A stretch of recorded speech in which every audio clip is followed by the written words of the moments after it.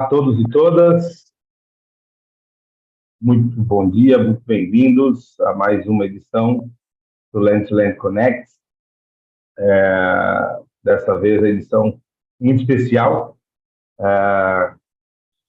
sobre a Suécia e as oportunidades que temos com a Suécia. Essa iniciativa tem um sentido especial justamente porque ela é consequência de uma parceria que vem sendo discutida e construída entre a Anprotec e a CISP e o Ignite Sweden.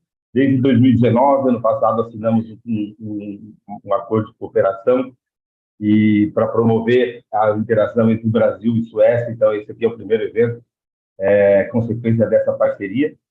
E para que a gente dê início, eu gostaria de convidar meu xará e amigo Rodrigo Rodrigues, do Sebrae, para fazer aqui as boas-vindas oficiais. Lembrando que o Land2land é uma iniciativa da Anprotec, do Ministério das Relações Exteriores, do Programa Diplomacia da Inovação e do Sebrae Nacional. E o Rodrigo, como representante do Sebrae, vai fazer a abertura oficial aqui para a gente. Rodrigo, por gentileza. Maravilha. Obrigado, Xará. Obrigado, Rodrigo. Time to switch to English, right? So we are talking about going abroad, so internationalization programs and opportunities to startups. So it is our duty here to also be on the same page in terms of language with our opportunities that we are bringing. So thank you very much for everyone to joining us in this session today. So for those that do not know the Land2land Connect initiative that is conducted by Anprotec, Land2land Connect is a virtual event that we try to connect the innovative Brazilian companies that wish to start or accelerate their internationalization program or process with foreign innovation environments and mechanisms such as incubators, accelerators, qualified mechanisms that actually they operate these internationalization support programs and helping the companies to do their soft landing, or if they're trying to seek for investment, doing some sort of cross incubation or acceleration, or even incubation for the most immature kind of companies. Just a headline. So we have the website land2land.com.br that today it is unavailable. We are working on the version 2.0 of this website, but we have a platform. The Land2land program has a platform which try to create this virtual environment with a trusted network of technology parks, incubators, accelerators, co-workings, etc. That effectively provided these services to facilitate the internationalization of the innovative companies. So I will share a QR code at the end of this presentation, but be aware that you are not participating of this web session here with us, but you can also find some support through a platform that combine all of the opportunities and these innovation mechanisms across the different places of the world in this platform. So today we are promoting the Swedish ecosystem, but the Land2land Connect project already passed through Lisbon, Santiago, Toronto, Shanghai, Boston, Paris, and some other innovation ecosystem, bringing all of these opportunities all together, trying to shortcut these internationalization opportunities that we have through the project. And we have two main goals with the Land2land Connect. The first one is to initiate this internationalization process for the startups and innovative companies through this introduction to the what we think they are the best solutions and the best connections to have the first contact with the aimed destination. So here we're talking about Sweden. So here we bring some of the best connection points that we would like to suggest for any company that wants to understand the market, to seek for some soft landing in the market, looking for incubation programs there or acceleration programs. And of course, after we bring these baby steps with this aimed destination, we want to accelerate that internationalization process by connecting the companies with the local services providers, stimulating bilateral agendas and accessing stakeholders of foreign soft landing incubation acceleration programs, most of them also brought by the institutions that we are bringing here today. So quickly, I'm going to share my screen, and you will find, as I just showed, the QR code. So will remain recorded. So through this QR code, you'll be able to access the land2land.com.br, where we're going to find the platform. Here, as Rodrigo Mendes also said, this initiative is conducted by Anprotec with the partnership of SEBRAE and the Minister of Foreign Affairs through the Innovation Diplomacy Program. And today's agenda, as we said, we are going to cover and to introduce some of the best opportunities there in the Swedish innovation ecosystem. Start with the Embassy of Brazil in Stockholm, represented by Rafael Prince, followed by Ignite Sweden with Filip Tideman. After that, we are going to have words from the Business Sweden, conducted by Mary Claire Maxwell. And then from MobilityXLab, we are going to have Katarina Brud. And after that, from Sting, which is a business incubator and accelerator in Stockholm, innovation and growth, Magnus Rehn. And finally, last but not least, we are going to have Christoph Engman, which is an author, investor, and large deal advisor in sustainability scale-ups. So, Rodrigo Mendes, thanks for having me, with the opening words, and I wish you all of the best in this session. So, back to you. Thank you, Rodrigo. So, just before giving the floor to Rafael, our first speaker from the Brazilian Embassy, just a quick reminder to everyone. We will have about 15 minutes presentation, and after that, 5 minutes Q&A. So if you have any questions during the presentation, please write them at the YouTube chat, and then we will have the questions answered by our panelists. So thank you once again, Rodrigo. And with no further delays, I would like to invite my colleague, Rafael Prince from the Brazilian Embassy in Stockholm, that will present us a little bit about the Swedish ecosystem and how the embassy can support and help our Brazilian startups and ecosystems. So, Rafael, please, the floor is yours. Thank you, Rodrigo. It is a pleasure to join this important event. First, just a matter of procedure. Should I share my presentation here, or are you organizers putting it on? Whatever suits you better. I see you are using a phone, so if you want us to share the presentation, it would be better. It would be easier if you guys could.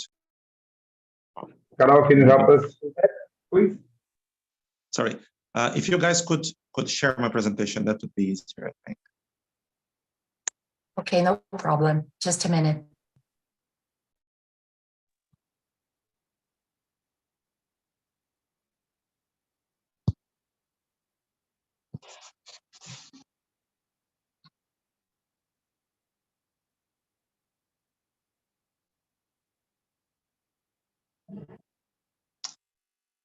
So while... Rafael, Yes? se você puder compartilhar novamente sua apresentação comigo, porque eu não estou achando ela aqui.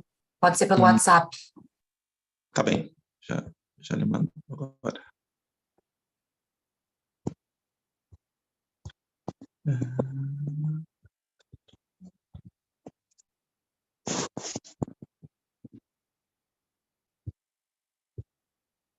A Amanda já me mandou, Rafael. Vou compartilhar. Não.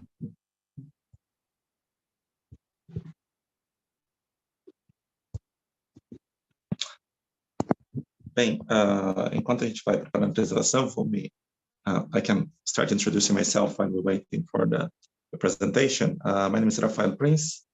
I'm the head of the Science, Technology, and Innovation sector at the Embassy of Brazil in Stockholm.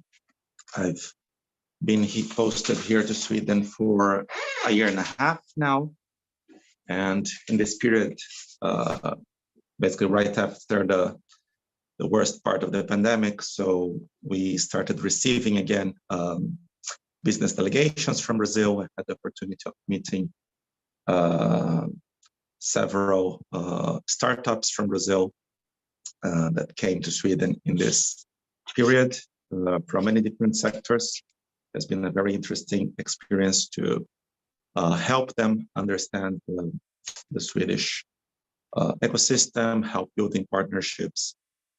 And we hope to now, with the stronger partnership between Anprotec and CISP, that this will become even more and more intense in the upcoming months. So first of all, I would like to give you a very brief overview of the Swedish innovation landscape. Can you guys start the presentation or the first slide? I'm already sharing. Can you see my presentation? Yeah, I can see it, but it's not. Yeah, it's open in PowerPoint, not in presentation mode.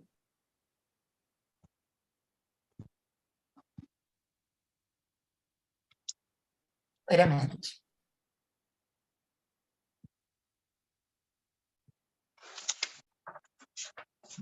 So just to give you guys a very, very brief overview of the Swedish innovation ecosystem, I'm sure that since you're interested in it, you probably have already some idea of what you are looking for here in Sweden, what to expect. And I'm sure that my Swedish colleagues will follow my presentation, will give you a much more in-depth panorama of what's going on here. But just to very briefly tell a little bit about Sweden. Sweden is consistently ranked among the most innovative countries in the planet. The most recent edition of the World Intellectual Property Organization ranking, Global Innovation Index, has put Sweden in third place, only behind Switzerland and the United States. I think that this ranking is based in the number of patents, but this shows the strength of Sweden. I think the previous year it was even in second place, above the United States. So there's a very strong innovation environment here, which I think that is due to some important factors that we have to understand about Swedish society, Swedish history, and the situation of innovation here nowadays. Sweden has a very strong, long history of investing in education and research, and at the same time, this has been there has been a symbiosis between the research that was done in traditional institutions like universities and the private sector. So Swedish companies from a very early stage, they have realized the importance of investing in research and development. The Swedish is a very modest country if you think in terms of population and area, natural resources. It can't compare, for example, a country like Brazil that has continental dimensions. So from long ago, Swedish entrepreneurs have understood that if they want to grow and if they want to put their companies in a competitive level worldwide, they have to expand their interests beyond Swedish borders. So there has always been a very big incentive, both from the companies itself and the government, that Swedish companies should be in the forefront of development and innovation and expand scaling up their operations to other countries. And this has created this very healthy and dynamic environment that nowadays also presents a lot of opportunities, especially for Brazilian startups. And I will talk a little bit about Sweden-Brazil relations and partnership a little bit further in the presentation, but just to continue on this slide. So Sweden has this long tradition of investing in research and development. There is a very strong financial hub here, especially for venture capital. It's the most important one in Northern Europe, in the European Union. And it combines these very strong universities and research institutions with capital and the innovative environment. And since 2010, I think we have had more than 30 Swedish startups that have reached the mark of $1 billion in market valuation. So some big names to mention is Klarna, which is considered the biggest European startup, Revolut, also in the fintech sector, Spotify, that no need to introduce, Northvolt in the field of batteries. It's a very promising sector, and they have been growing very strongly in the past few years, and many others. And this is not only concentrated in Stockholm. Those companies and the innovation hubs, the science parks, incubators are spread all over the country, and there are very interesting opportunities in places that are not always in the spotlight. Like Stockholm is an international city that everyone knows, but there are very interesting things going on also elsewhere in Sweden. So I think we can move on to the next slide. About Brazil and Sweden, just a little bit of history. Our countries are soon to celebrate 200 years of diplomatic partnership, diplomatic relations. Sweden was one of the first European countries to recognize the Brazilian independence in 1826. And but even before that, there was already exchange of scientists from one country to the other, and business people from one country to the other. One example that few people know, but around this time of Brazilian independence, we had, there's a very famous name of Brazilian history, José Bonifácio, who was a statesperson, an advisor to Emperor Dom Pedro I. But he, before becoming a statesman, he was a scientist, a chemist, a mineralogist, studying minerals. And he actually came to Sweden to do research. And here in Sweden, he found a new mineral that later on, with further research, in this mineral that he found here in Sweden, was first identified the element lithium that nowadays is found in all over the electronics industry and in so many other applications. It's an essential part of our digital world nowadays. And if you think about the origins of how this was developed, back in the start was some exchange between Brazil and Sweden. So this is a very traditional and very long partnership in the field of science, of innovation. And it has become especially strong in the past couple of decades, or since 2009, with the Gripen project, you know, the airplane, the fighter jet that is developed by the Swedish company Saab, but in close partnership with Embaixada from Brazil and the Brazilian Air Force. So this has been the biggest Swedish export ever. Like if you see the value of this fighter jets that Brazil is acquiring from Sweden, and there's a lot of technology transfer in this. This was a landmark in Brazil-Sweden relations, and we saw the model that was implemented for the Gripen project was very interesting because some of you might remember back in the days when Brazil was choosing a partner to develop the new fighter jets for the Brazilian Air Force.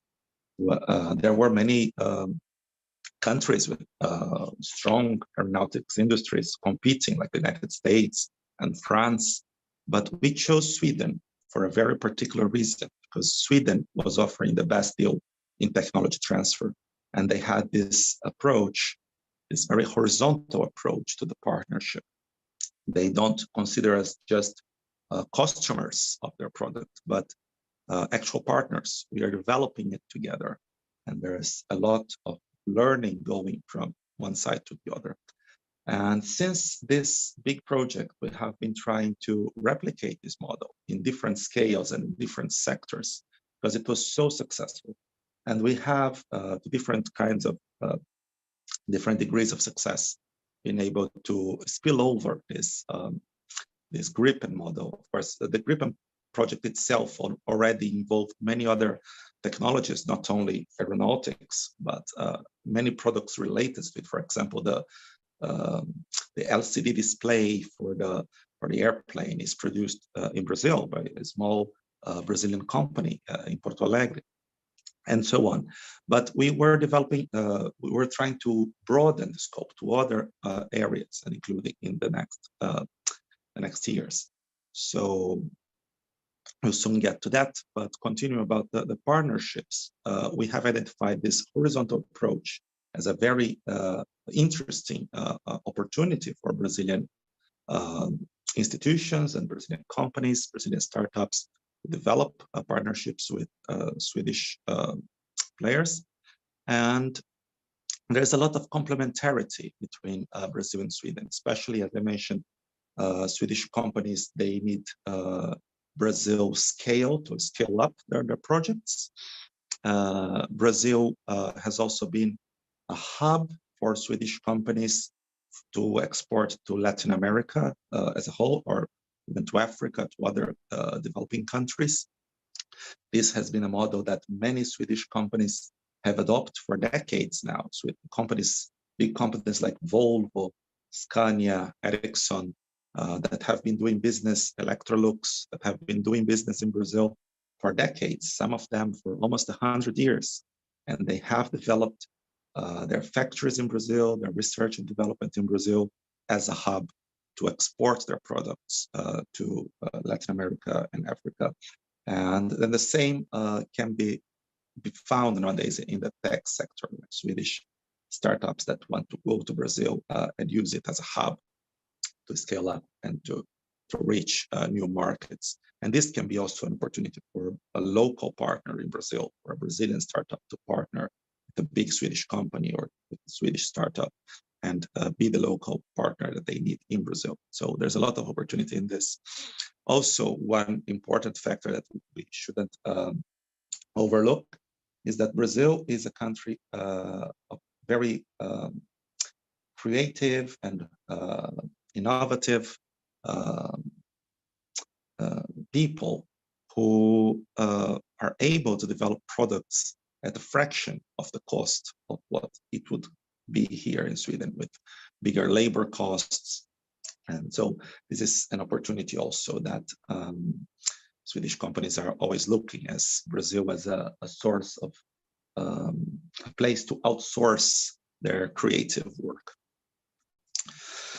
And this partnership, as I was saying, got stronger with the Gripen project starting in 2009. And by 2015-16, there was established two groups, two high-level groups between Brazilian and Swedish governments, but also with the participation of the private sector and of academia.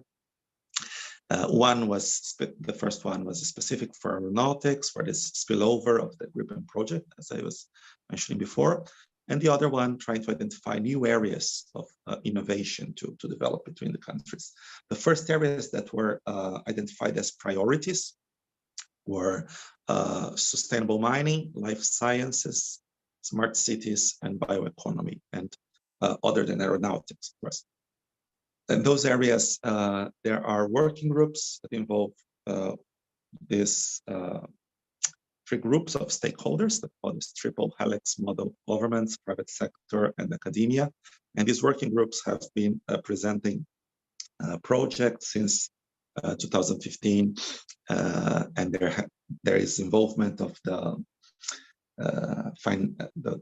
funding agencies for research of both countries in these projects. But this is mostly to the side of research and academic partnerships, but there is more and more opportunities for also applied research, for startups, and we're trying to involve more and more this approach of involving not only the big players of the private sector, the established companies, but the new small companies, small innovative companies that have solutions in these areas. We're trying to include them in these discussions and present them the funding opportunities, the opportunities to build partnerships in this structure cooperation that exists between countries. And other than these areas, we have also been identified new promising areas that there is a big interest of both sides to cooperate more, like telecommunications, artificial intelligence, agri-tech, food tech, fintech, space industry. And one platform that we have to promote this connection between the two sides and explore these new areas is the Brazil-Sweden Innovation Week, which is an event that the Brazilian Embassy in Stockholm organizes every 2 years here in Stockholm. We have every 1 year is it's in Brazil, another year in Sweden, the meetings of these high-level groups. And in parallel of this government meeting, we have also the Innovation Week, where we bring many stakeholders, investors, science parks, startup delegations, and we try to connect, to have matchmaking sessions or focus sessions in different areas, and try to build those bridges and identify these new opportunities. This event is supposed to happen every 2 years. So because of the pandemic, there was a little bit of change. The events that should have happened in 2021 actually happened last year, but this means that now in 2023, we will have a new edition of the Brazil-Sweden Innovation Week. It will happen in the second half of this year. The date is not yet defined, but it will be between October and November here in Stockholm. And the topic, the overarching theme, will be innovation for sustainability. So if your companies have something to do with sustainability, reach out to us. Might be an interesting opportunity to come to Sweden in the second half of this year to take part in this big event. So talking a little bit about the services that the embassy can offer to Brazilian startups that are interested in establishing partnerships or looking for opportunities of incubation, soft landing in Sweden.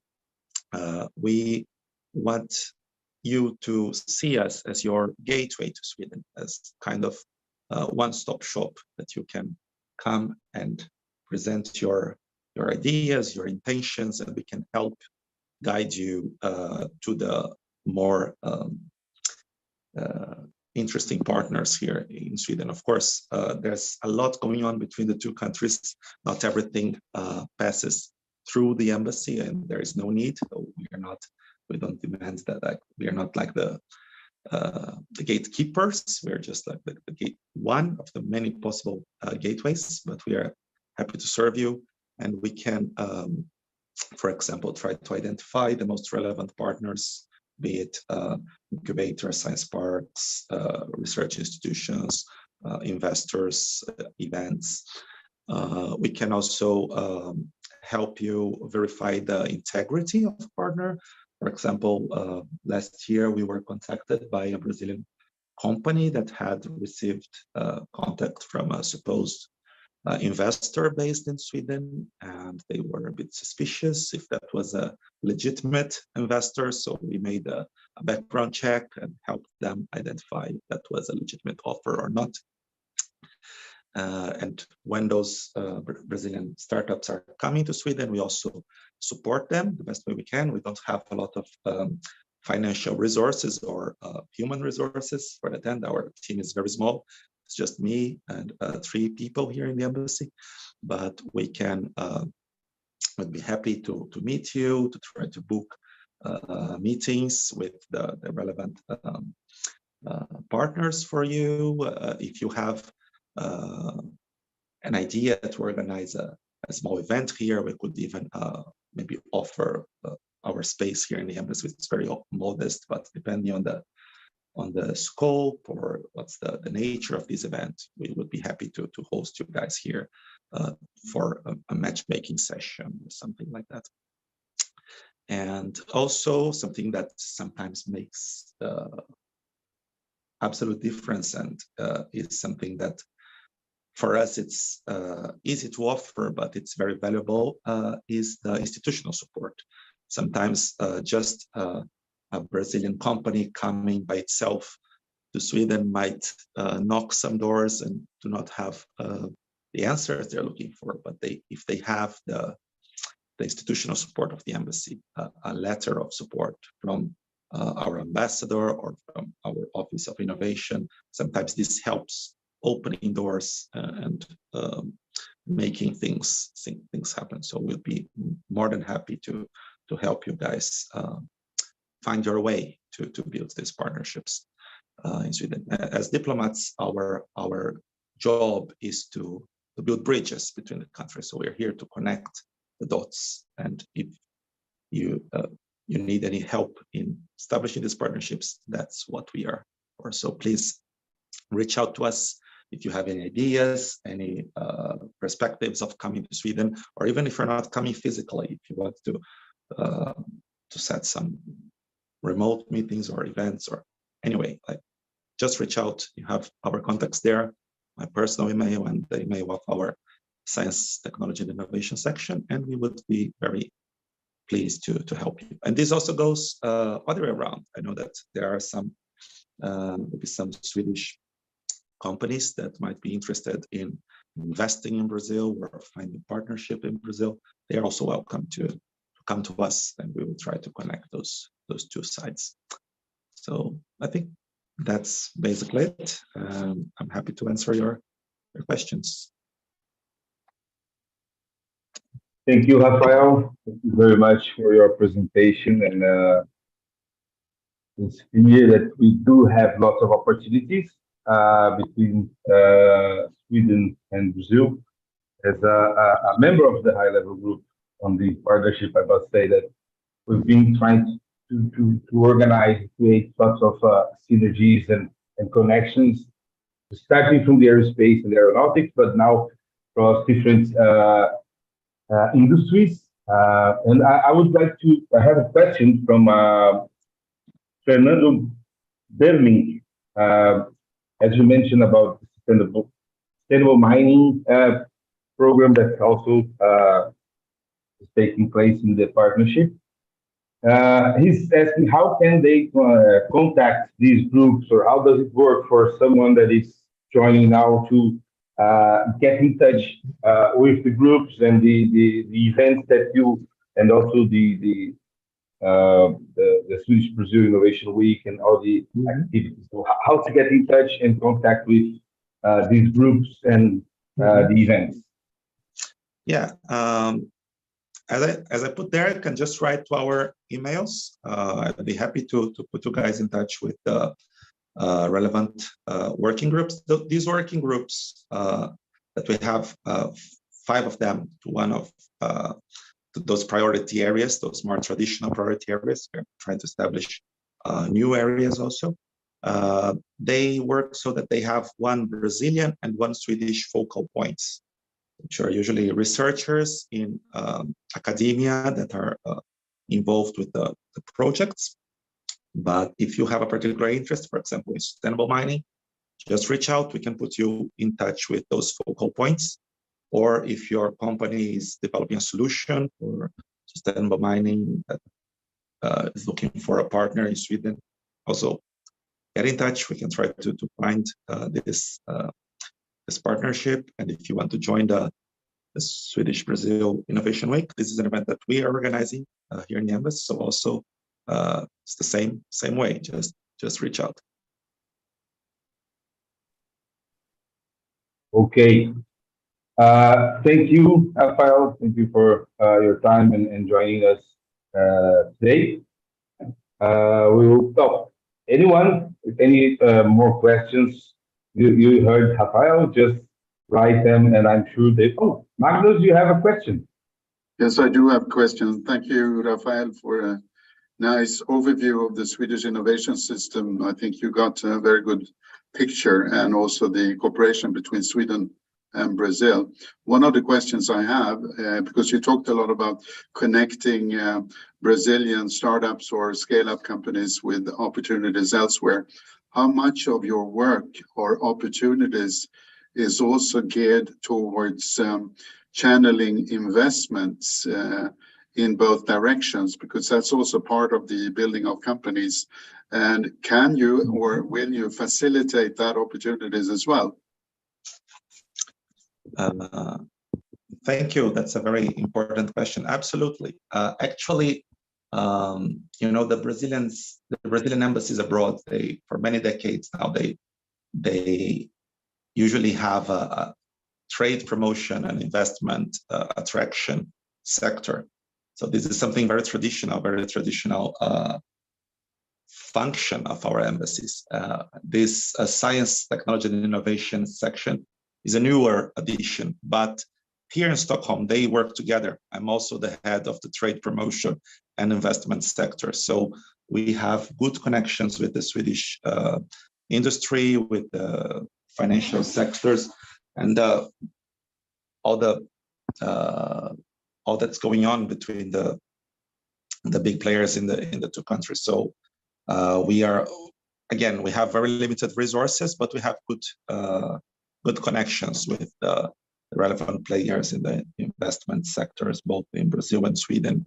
And for example, also this year, there will be an important event between the two countries, which is the Business Leaders Forum, which will happen in Sao Paulo, probably the second half of the year. And we're trying maybe to make a link between our Innovation Week here and this business leaders meeting that will involve CEOs of many big Swedish companies and investment groups, and try to raise the attention of these big players to the innovative startups and all that is going on in this innovation partnership.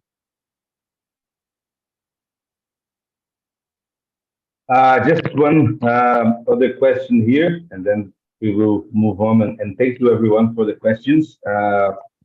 Just before the question, Fernando also asked about if can it be a startup participating, and yes, Fernando, it can be a startup participating in these programs.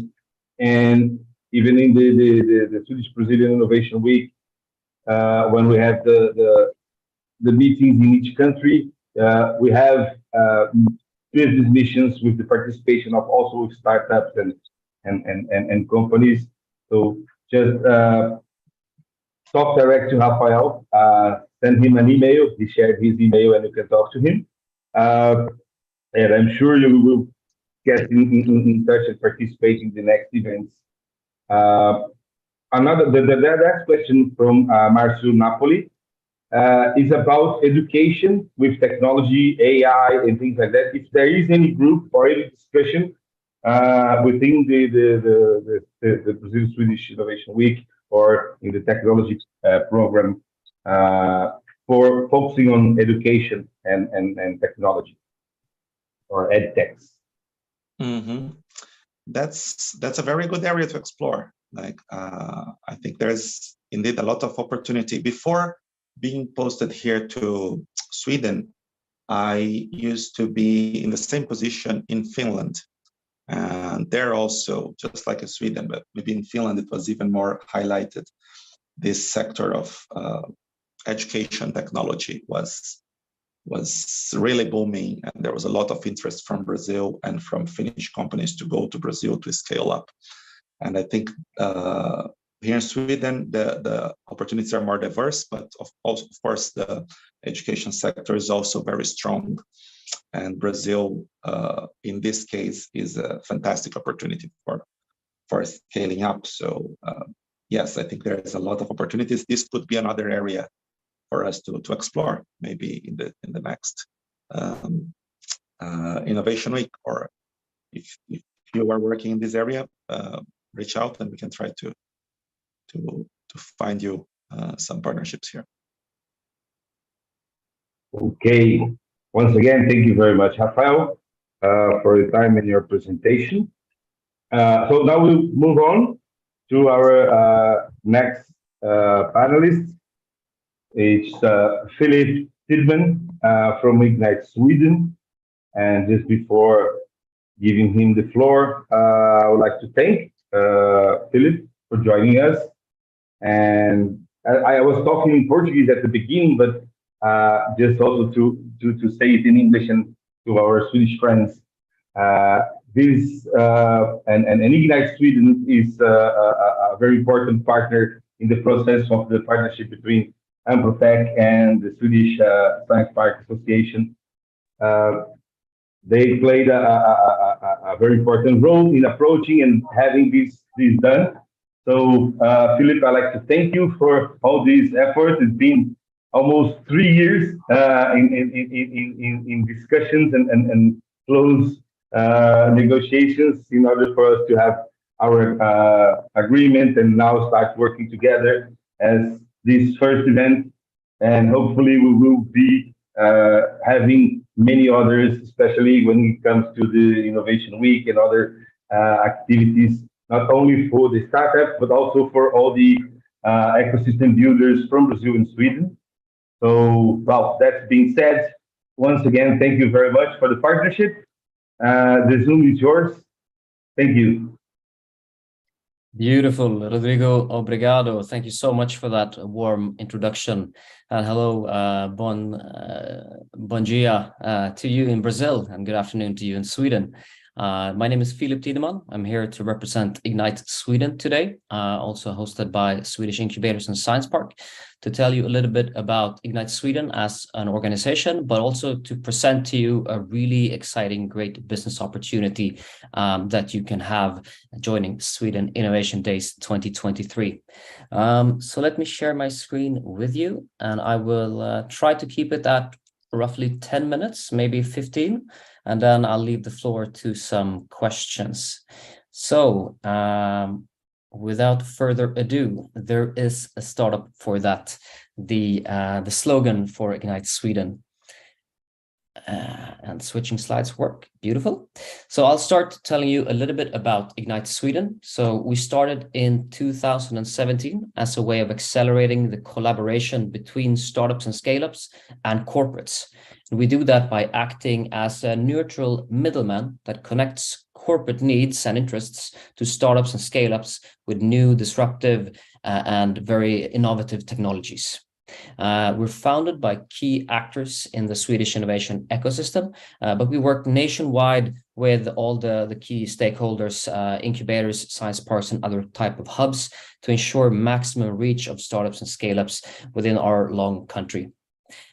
We are a non-profit organization financed by the Swedish government through the Swedish Innovation Agency and also through Swedish Energy Agency, together with both private and public sector. some numbers for you. I think numbers speak itself. So we've been, as I said, we've been around since 2017.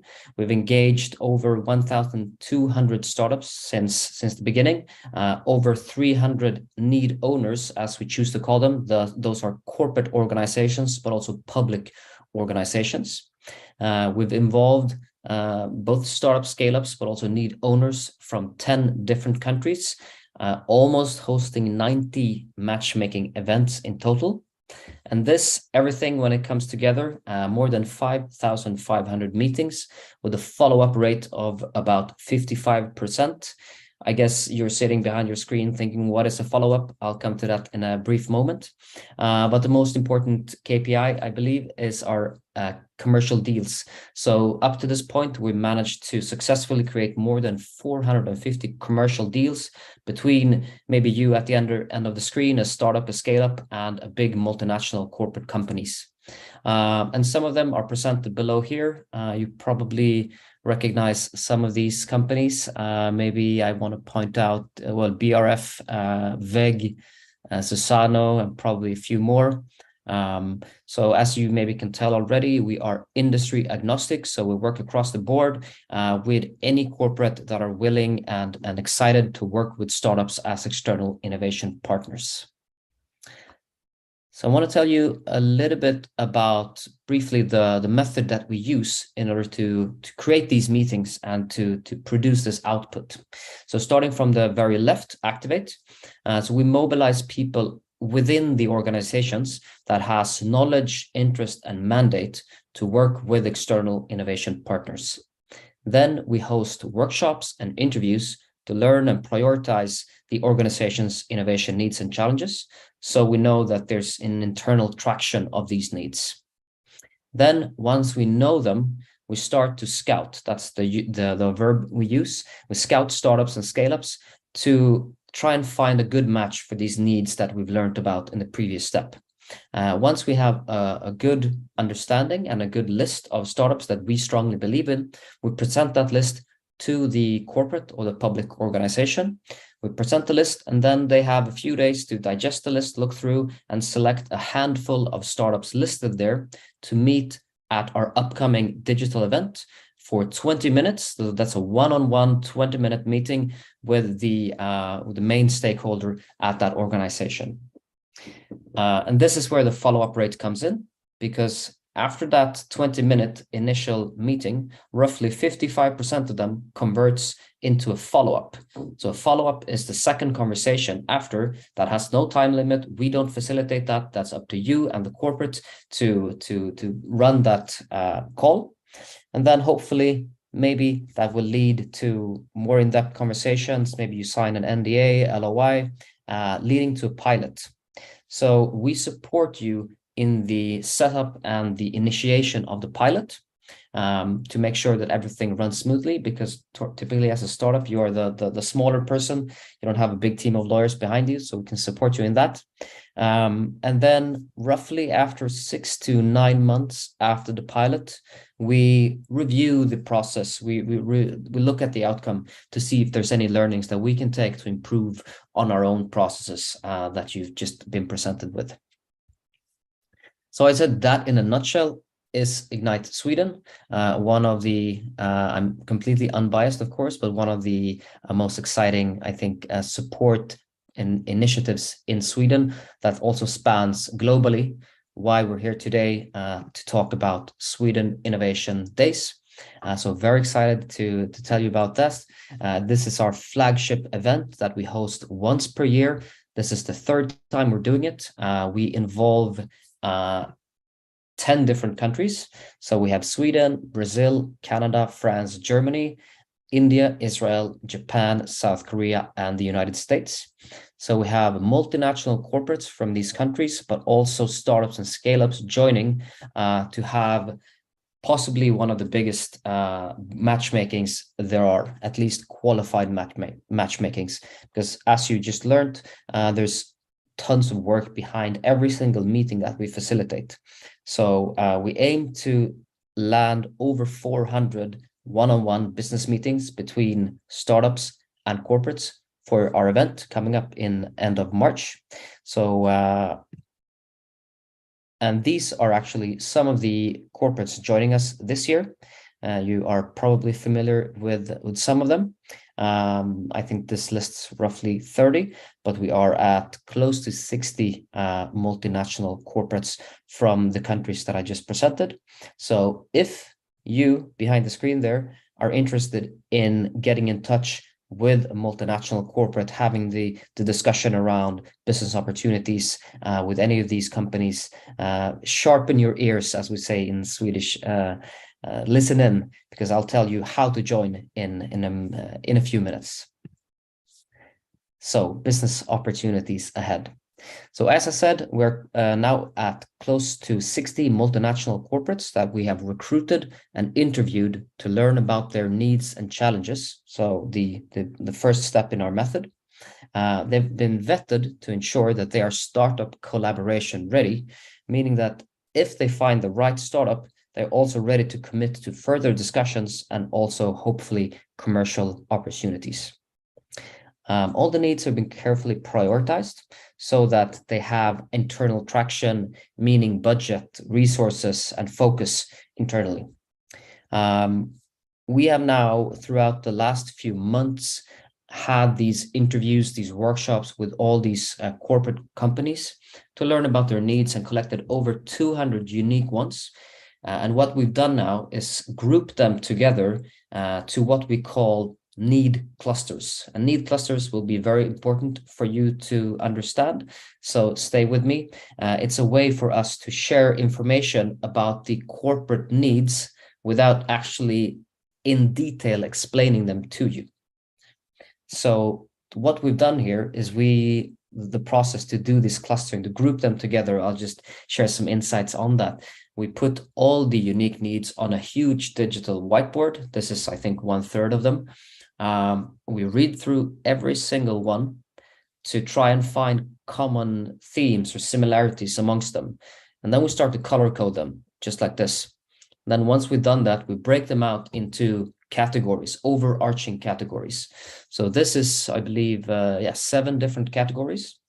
And every category will then be broken down into clusters. So looking at this red category in the middle, that might be broken down into 3-4 clusters, and that cluster have needs that shares the same sort of characteristics that you will in a very brief moment have access to go through. So here we are. I will open this up and you will have access to this. I'll share the link with you. I just wanted to show you what it looks like so you can digest it in your own time after my presentation here. So I mentioned categories and then clusters. So in the column A, you have the categories. We have 15 different categories where we have need clusters in them. So the categories, they range from AI and machine learning to energy intelligence, distribution and storage, to food and beverages, forestry and agriculture. So in these categories, you find the needs of the corporates that we've recruited. So looking maybe specifically at one of the categories, we have, for example, here, energy intelligence, distribution and storage. In that category, we have 4 different clusters. So from 8 to 11, cluster 8 is energy demand forecasting.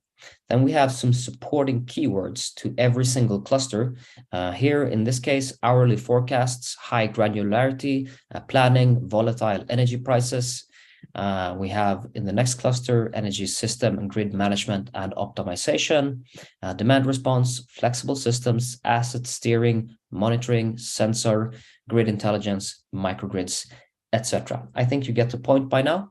But now I would welcome you all to jump into this document and see if you yourself have a startup that has a good solution to any of these needs, or maybe you know of somebody that runs a startup or a scale-up that has a good service or technology that relates to any of these clusters. Then bear with me and let's jump into the startup nomination form in a very brief moment. Because we're now looking for best-in-class startups for these need clusters.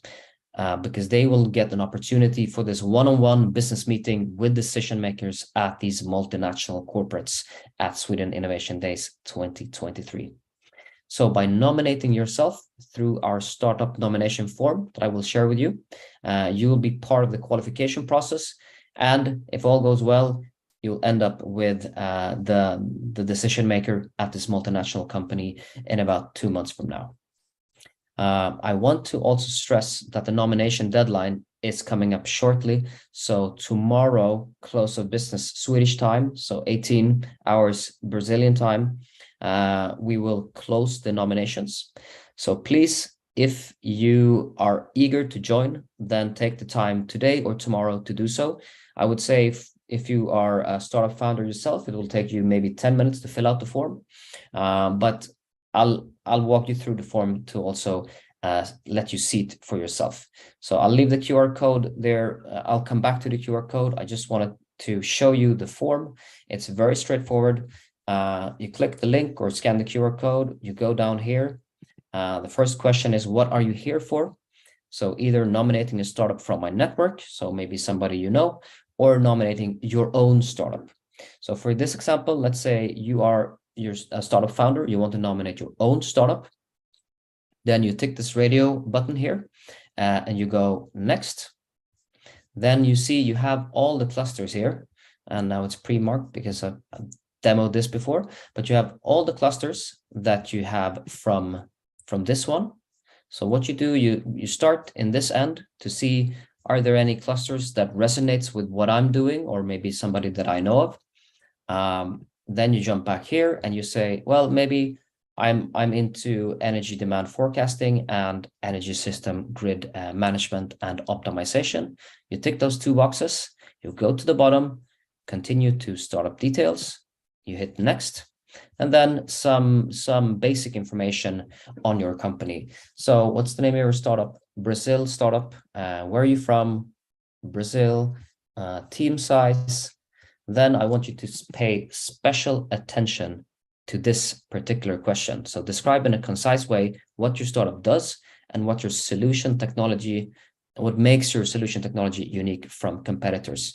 So give some time to describe what you're doing here and what makes you unique, because that will form the basis on how we qualify you to proceed to the meeting stage. So again, give this some extra love.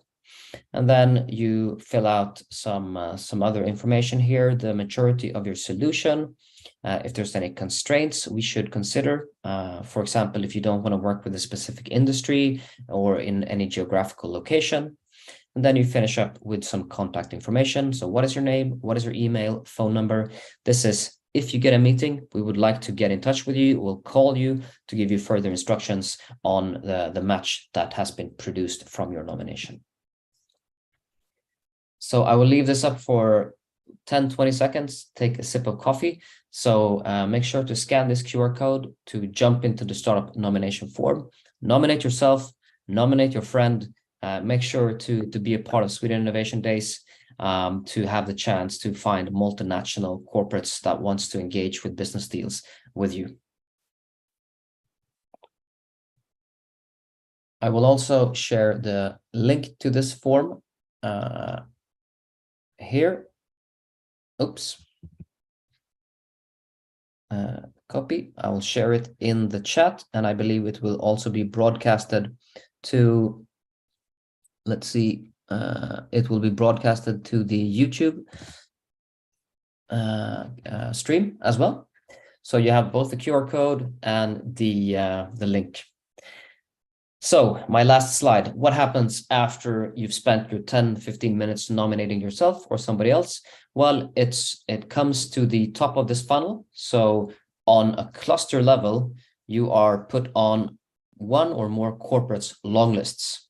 So then a long list consists of a rough match of needs, and that'll be maybe 30 to 50 startups listed on this long list.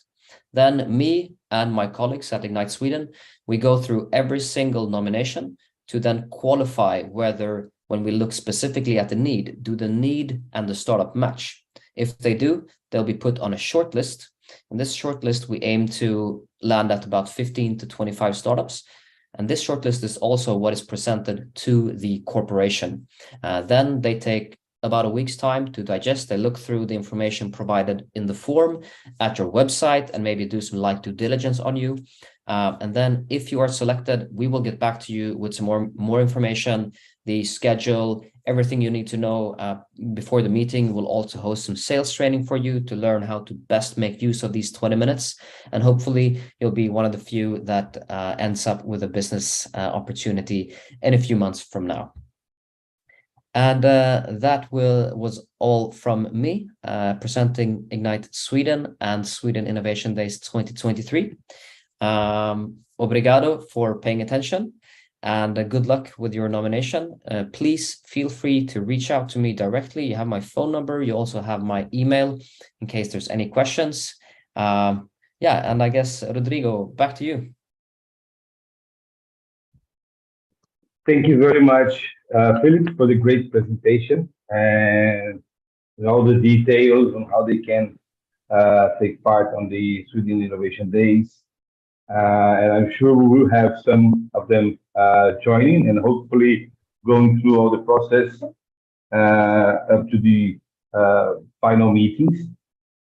If anyone have any questions, please just write them down on the chat. I will have myself 2 questions that I think that they will also clear some points. First of all, is there any costs for the startups to take part in these events? That's a great question. Thank you for asking that and pointing that out. This initiative, the whole initiative, is sponsored or financed by Vinnova, the Swedish innovation agency, together with our partners. So there's no cost involved at all. So yeah, it's a very low entry barrier, I believe. Good. And the other one, is it the process, especially the meetings, if they go through the whole process, are they virtual? Are they physically happening in Sweden? How does an international company, we're talking about like 10 different countries, take part of it? Is there any commitment for them to go to Sweden at first? How does that work? Yeah, so our initial meetings, the way we work, we actually redid that at the time of the pandemic. Normally we had all the meetings taking place in person, but when the pandemic hit, we were not able to do so anymore. So we tweaked our own sort of processes, made it completely digital, and it worked out really, really well. So all first meetings, so the initial ones, so the ones that will happen at Sweden Innovation Days, that will be completely digital. So you can do that from your own bedroom or office in Brazil or wherever you are based. However, if you find traction, so if you ignite an interest at the corporate side and you want to have follow-up conversations, and maybe you are required to show up in person, we do have some initiatives where we bring together the different stakeholders in person. So we did that actually in November of last year. It was my first time visiting Brazil, an amazing time, a beautiful country. I'll be sure to come back soon. So yeah, in a short answer, first digital, but if there's traction and you want to have continued dialogue, I'll be sure to keep you in the loop for potential opportunities to also maybe come to Sweden, or we come to you to Brazil. Great, Filip. And then also we have a question from Cristiano from DIASI, Diagnostic Solution for Rare Tumors. He's asking if there is any minimum required technology maturity or TRL to participate in these innovation days. You mentioned that like even in the form you have to point out the maturity level, but is it a requirement to be in one of them, or how do you see that? Great. Thank you for that perfect question. There's no minimum requirement. However, I would like to state that in the context of Sweden Innovation Days, the corporates that we're working with are very eager and forward. So I would say my recommendation is to have some sort of proof of or some sophisticated MVP in place, because if you find a good match with a corporate, then likely they would like to, proceed with a proof of concept within the next few months. So if you're still at like a very early research level, maybe this is too soon for you to join, but we'll likely host this again in a year from now. So then we'll come back, hopefully be here in the Land2Land Connect again to present it. But I'd say a minimum threshold of some sort of MVP state is good.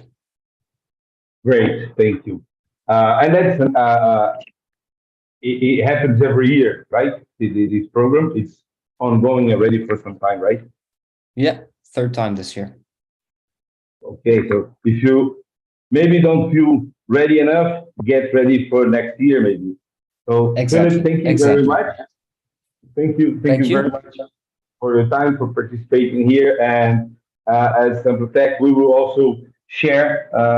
You can send us some marketing material, publicity, or any promotion thing that you have from this event. We can also share it within our networks with our science parks, incubators, accelerators, for them to spread the word. Okay. Amazing. Thank you so much. Obrigado. Thank you very much. Well, moving on, we'll have Marie-Claire Maxwell from Business Sweden. And for those that don't know, Business Sweden is the trade and investment agency for Sweden. They help Swedish companies to go global, but also international companies to go to Sweden and invest in Sweden, and create a very important partner for anyone that wants to connect with the Swedish ecosystem and the Swedish market. So, Marie-Claire, thank you very much for joining us here today. And the Zoom is yours. Thank you. Thank you, Rodrigo, and thank you for that great introduction. Maybe no need to say anything more now. Amazing to be here, and what a great team of important speakers from both sides that you have gathered to connect the two lands even more. As you mentioned, my name is Marie-Claire Maxwell, and I am from the Swedish Trade and Investment Promotion Agency based here in Stockholm. I will share my screen.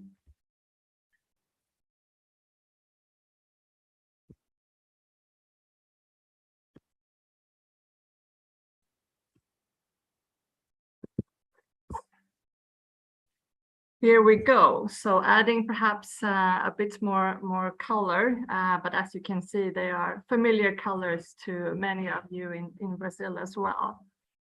So with me today, I have also myself based here in Stockholm, but a colleague, Anders Norinder, who is based in Sao Paulo.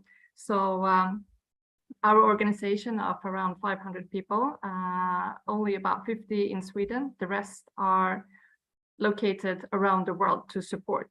So you can either reach out to me here in Stockholm if you are keen to explore more, or Anders Norinder, I will put the contact information in the chat as well, to reach out to a person in your time zone and also with feet on the ground in Brazil.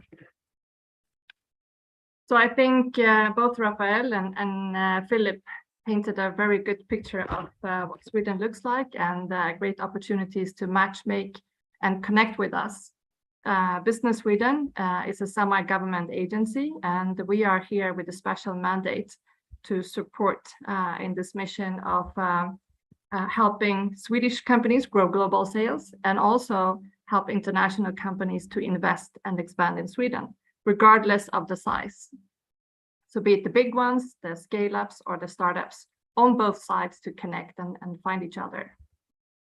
And for Sweden, really, as our nation is a small country, only 10 million people and far up in the north of Europe, we need global companies to ensure our global competitiveness and our welfare system.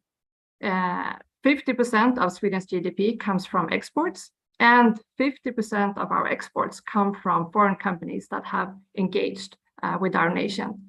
So as you can see, we are really dependent on foreign markets and also the collaboration of foreign companies in Sweden. And this is where we come in and really want to continue with the next generation. Rafael mentioned a few of the indexes where we top globally and that we can continue to brag about, but this shows how important it is for us to also continue to work with startups, scale-ups, with innovation clusters around the world if we want to stay on top here. So we realize that very much, and both Anders and myself are now in the making and planning of coming over to Web Summit, hosting the first event in Rio, first week of May. So this is one way to also connect with us. I think it comes very timely after Filip had mentioned the Sweden Innovation Days. If you see some traction, hopefully we will also have companies coming over from Sweden, both large ones and startups and investors for the Web Summit week, first week of May. If we dig a little bit deeper into Sweden, why we are ranking so highly on all these scores, going back to the fact that back in the end of 18th century, we were one of the poorest countries in the world, whereas now we are topping all these indexes. So what is the secret sauce?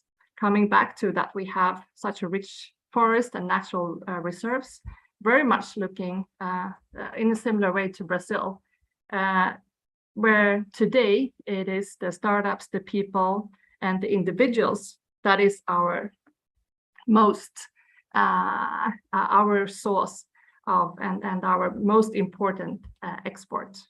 So going from natural to a people-centric innovation and export nation. So I wanted to leave some pictures, adding to also what Rafael said earlier. We are a large country with few people. Sometimes people refer to the fact that it's so dark and that we have great connectivity, that this is something that has led to become good programmers. We have Candy Crush on almost every phone in the world. So being few people, but with good connectivity, and also with the connection to the beautiful outdoor is rather unique. For us, that we are governed by democracy is something that we can rely on and be very grateful for. I think we've been in the paper very much lately due to this, but it is super rooted in how we have the opportunity to raise our voice, but also to collaborate with the CEO on the top of the company, but also very much with everyone in the organization to sit around the table and to discuss and have that let everyone raise their voice is very important. And that's why we also find it quite easy to collaborate between startups and scale-ups and the large industry, even governments and other counties who are keen to collaborate. So the voice is very important, and people can quite easily connect with stakeholders. We've been lucky to have had peace for over 200 years, a neutral country that serves to be the diplomat and the mediator. So we can be quite thankful that we've had time to innovate, we have time to invest in people, and hopefully we can continue to be this strong voice in Europe during these times. Equality is extremely important for us, and diversity is seen as something that helps us also to stay innovative, be it both gender, but also inviting people from all over the world to collaborate with us. Nature is for everyone. The fact that you can put up a tent anywhere, or that you have time to reflect, and that we care about the environment is something that is becoming cooler and cooler. For us in the promotion business of Sweden, we are quite happy that these Swedish values that I've just presented are finally cool out there in the world. So suddenly it's more important and it feels like the world is looking to our ecosystem and the values and the resources that we have for collaboration. Welfare is largely tax funded, which means that women have more opportunities to continue working, but after maternity leave, but also that the parents can share the workload, and that males also spend more time with the children. So also that you have support with the schools. The schools are free up until university, including university, and also that there is a supportive childcare system so that both parents can work, and also you have time to have vacation, etc. So the work-life balance and the welfare system is one of the key factors as well for the Swedish success. The school is for free, as I mentioned. Naturally, that is a very important element these days when there's a global war of talent, you could say, and that if you are looking to expand in Sweden or in Europe, that there is a great pool of talent for you to collaborate with, hire, or work with in one way or another. We've been a breeding ground for stars for many years, from research and innovators, Nobel, I'm sure persons you've heard of. ABBA is back on the screens again, and Avicii and others. We have a very vibrant startup ecosystem. Both Rafael and Filip have opened up this Pandora's box of great statistics and companies have been mentioned that you can explore and work closer with.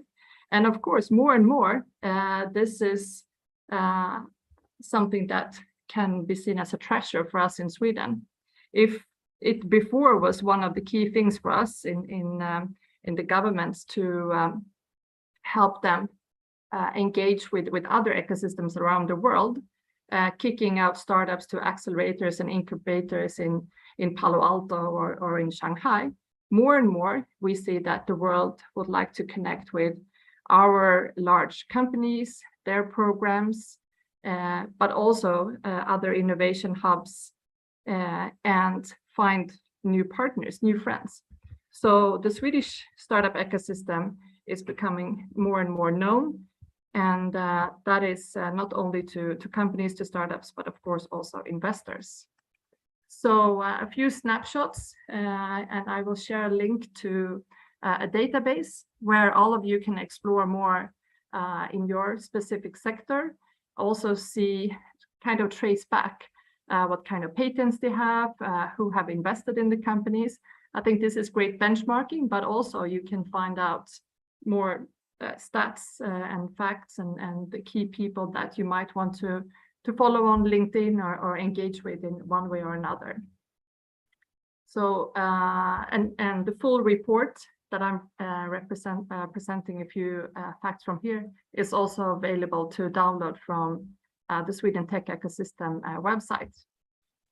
On this website, there are already around close to 6,000 startups today. And from there, you can find out more about which accelerators they have gone through, which innovation parks they're coming from, and also more information about them. So this is kind of a digital showroom of the Swedish tech ecosystem and the companies who have invested, and also who is recruiting, who is looking for talent. We've mentioned it before, that Sweden has produced quite a few number of unicorns, especially if you slice it per capita. We come up just short after Silicon Valley. So it seems like this trend is also accelerating, and there is a bit of a snowball effect or Christmas tree, depending on how you see it, where people who have now built unicorns are continuing to invest in the ecosystem. So with that fact, you can see that we also have a strong pipeline of future unicorns. It hasn't stopped. It's more that we are good at continuing to invest in the startups and scale-ups. Of course, this is always under debate and how to continue and find new verticals, be it in deep tech, AI, a lot of talk around XR, Meta these days, but a strong pipeline of future unicorns as well in Sweden. Just to break it down and put some more logos, I think this can be good for you to, if you're looking for partners or you want to benchmark or you want to find out who to connect with. A list of pre-seed to scale-ups to future unicorns and the unicorns that we already have in Sweden, and which ones are also looking for investments. We talked a bit about which fields Sweden is active. Mostly it's in health, enterprise, and fintech, but energy, especially battery, has been very vibrant lately. Media and mobility as well. I think we will have a few presentations later exploring also what large companies are looking for and inviting you to collaborate with them. As mentioned earlier, there are, I would say, different focus areas of from north to south. Number 4 is the capital of Stockholm, very much focused on fintech. The west coast of Sweden, more around the future of mobility. Far north is both batteries, but very much also games. So supporting science parks, other type of corporate initiatives, universities, and depending on the establishment of large companies as well. But just to give you a picture of how its different hubs and ecosystem are supported also with research. One fact that we bragged a lot about last year, and that supports the fact that Sweden is spearheading both the digital and the green transformation, both from the large companies, but also from the tech and startup scene. And if you, as an investor, are in particular looking at investing in these companies and believe that that will also be something that not only saves the planet, but has an impact on your balance sheet as well, look no further than Sweden. So we've seen that impact investment has been booming.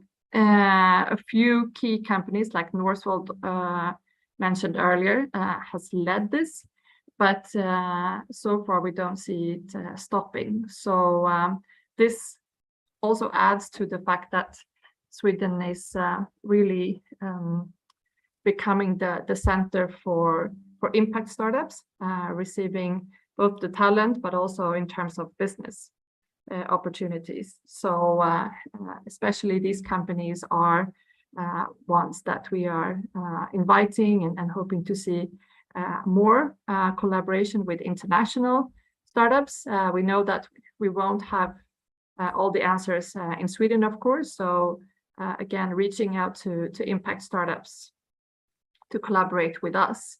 And most likely, it is these companies that we will bring to Web Summit in May, that you will see in Sweden Innovation Days, or other activities where we promote Sweden as well. Some examples of investors. I'm sure this is important and on your radar.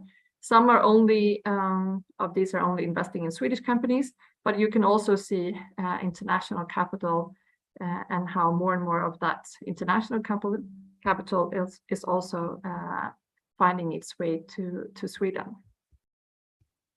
So I will leave the link to the Sweden Tech Ecosystem, where you can explore the Sweden through this digital showroom, and then myself, based here in Stockholm, or Anders in Sao Paulo, can can continue to connect and help you with the great help, of course, with Rodrigo and Rafael, and naturally, Ignite and Sweden Innovation Days is a great matchmaking opportunity that we are also partnering up and supporting. So don't miss that opportunity to engage with Sweden. And I truly hope that we will find more opportunities to collaborate between Sweden and Brazil.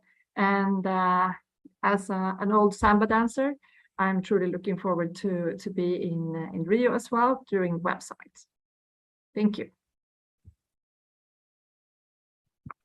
Thank you, very Claire, for this excellent presentation of all these great numbers from the Swedish ecosystem. And good to know that you are coming for Web Summit. So probably meet you there. And anyone here that is joining the Web Summit queue, you already know that Claire will be here.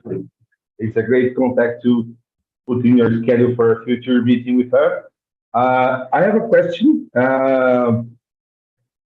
Looking at like the foreign direct investment point of view on attracting scale-ups, many countries have been developing programs in order to attract scale-ups for their ecosystem.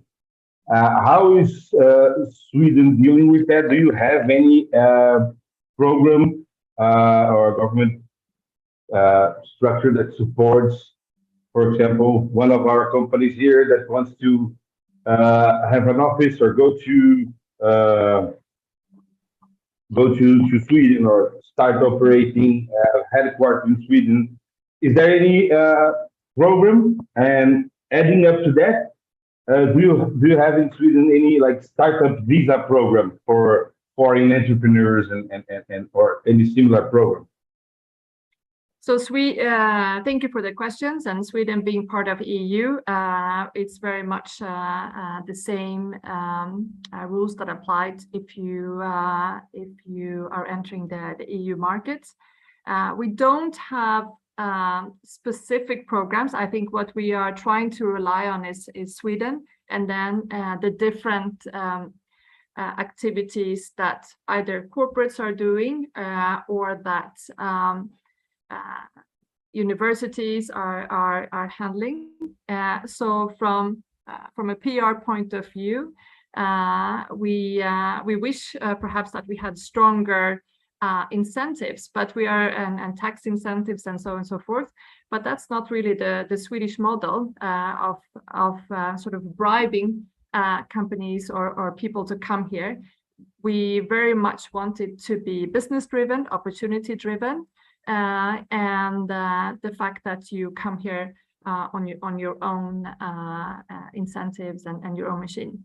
Of course, the different regions, Invest Stockholm, Gothenburg, and others, has like full establishment support. Also from Business Sweden, our investment promotion. We are very, very happy to support with facts, with information, with anything that can help you to benchmark information about putting up a plant or set up programs, visiting programs. So it's more that we would offer our time. We would really try to help engage you with the right stakeholders so that you make the move from that point of view. Then there are, if you're in energy intensive business, there are some tax incentives, but I think for the general tech startup scene, it's more that we focus on introductions and partners like the Sweden Innovation Days. It's an example of how we would like to matchmake and engage. Then there are regional activities for international startup scale-ups and talents that want to engage. But and the platform that I just linked, the Sweden Tech Ecosystem, is also a way for us to showcase data and stakeholders to connect with. Okay, great. thank you very much. And of course, there's always a close link between, I believe, Business Sweden and the whole ecosystem, all the like the Swedish incubator and science parks, and also Ignite Sweden. So Yeah. through you, we might also get contact with any local ecosystem like Yabdi, like Shopping, or any other tech park, or any other partners that can help connect for that is Stockholm exactly program, for example. That we can be the spider in this web and try to connect. And we just a recent example, that Web Summit in Portugal. We had the colleagues from Brazil office representing many from the fintech space in Brazil, Santander and others, matchmaking with 5-6 companies from Sweden in this space. So it's also possible to meet in other places in the world. And I think the fact that Web Summit now coming over to Brazil and to Rio is also strengthening that link once again between Europe and Brazil, but building it from the tech and startup scene, and then we can sort of scale and work with that event, which is one of the flagship events that Team Sweden has always been working with. So it's good to see that there are these international platforms that we can continue to work with, and hopefully you will engage more in ours, like the Sweden Innovation Days. Well, great. Thank you very much, Claire, for your time and this great presentation and all this very useful and strong data that you shared with us from Sweden. Once again, thank you very much. If we have any questions, I will just move forward because of our time, but then we'll be glad to share with Marie-Claire if anyone has any other questions. But you also have all the contacts, not only for her, but also the colleague here in Brazil. So thank you once again, Marie-Claire. And now we'll follow for the next presentation from MobilityXLab, Katarina Brud. Katarina, yeah, there you are. Thank you very much for joining us here today and sharing a little bit of the Mobility Lab. Thank you very much. Yes, hola to the bank, to the Brazilian audience listening in, and great to be a part of this day together with the strong lineup of Swedish ecosystem players. Imagine a future of self-driving cars, no emissions and no traffic accidents. And that is the vision of pioneering future of mobility that MobilityXLab is striving for together with our 7 corporate partners. And our mission is to accelerate global innovation based on Swedish collaboration culture. And we were founded by the industry in Gothenburg, Sweden, 5 years ago. And we have 7 corporate partners, which you see down below on my screen. And we have SEVD that is working with mobility tech solutions. We have Ericsson working with connectivity, Polestar, who delivers a performance electrical vehicle, Veoneer, who works with active safety and control system, Volvo Cars, doing cars, and Volvo Group with construction equipment and buses and such, and Sensact, who works with software solutions for autonomous driving system and supporting driving systems. And we're not for profit, as we are hosted by Lindholmen Science Park in Gothenburg, Sweden.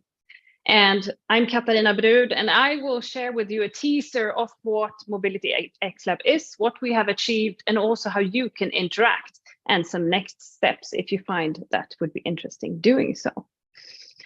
And easy, and you heard Filip also speak about how it's important to match these 2 different worlds, industry partners on one side, looking for disruptive technology, and also emerging companies, meaning startups and scale-ups, who are looking to validate their technology. And that's one part of what we do at MobilityXLab as well. And our offer is the opportunity for strategic partnerships together with our 7 corporate partners. And what's unique with MobilityXLab is that it's founded by the industry. So the industry and our partners is also us. And to be selected as a startup to MobilityXLab, you need to have interest from at least 2 of our corporate partners. And they should have an interest in collaboration together with the startup. And the solution does not have to be a mobility solution, but it should have a solution that can be applied to the future of mobility and is of interest to our partners. We're not focusing on the early stage if you're an entrepreneur having an idea, because it takes some time to build a business. So we're looking for more mature startups, scale-ups that are ready to validate their technology and integrate that and collaborate together with the industry. Here is our current chair member at MobilityXLab. It's Nils Mösko, who works with strategy at Polestar. And as some of you might know, they have a moonshot vision to create the first climate neutral car by 2030. That's fairly soon. And what he says here is that they know that they can't do it alone. They need other partners and also to innovate and collaborate with others to be able to reach this goal. And that's also the essence of what we do at MobilityXLab. And we focus on collaboration, trust, and openness. And as we were founded 5 years ago, I've seen a great shift in the mindset of corporations, that it's not about how you innovate and do everything in-house, but it's who you get access to and how you collaborate and innovate with others. And that's the essence of what we do. Here's another of our friends, it's Roger Ordman, Aurora Labs from Israel. And what we at MobilityXLab deliver as well to our network and our ecosystem and startups is not the interaction only with 1 corporate partner, but 7 at the same time. So even though you're selected by at least 2 of the corporate partners at MobilityXLab, the network we have is that you get interacting and an interface of all 7 at once. And I'll show you a map of Sweden and Lindholmen where we're located. And I think that's one of our unique things, that we're located in the middle, in the heart of this future mobility cluster. And I even heard people say it's the mobility valley of Sweden, because it's a very dense area of corporations, startups, universities, and a lot of people who work towards the future of mobility. Here on this screen, you see MobilityXLab is located in this neutral kind of hotspot in the middle of it all. And we can, with a snap of our hand, just collect all of our partners at our office because they're just close by. And yesterday I was fortunate to have a board meeting together with the board, and they all came to the office because we're so close to each other. And I think Sweden is a small country, we heard, but we're really good at innovation and also collaboration. And if you ever visit Lindholmen and Gothenburg, you will get the feel of what this actually is. MobilityXLab, we have a small team at MobilityXLab. You see them in the inner circle here. But as I mentioned, we're also founded by the industry. So we're many, many more. You see, we have different groups here. You don't have to remember all the name, but this is a visualization of how strong the MobilityXLab team is.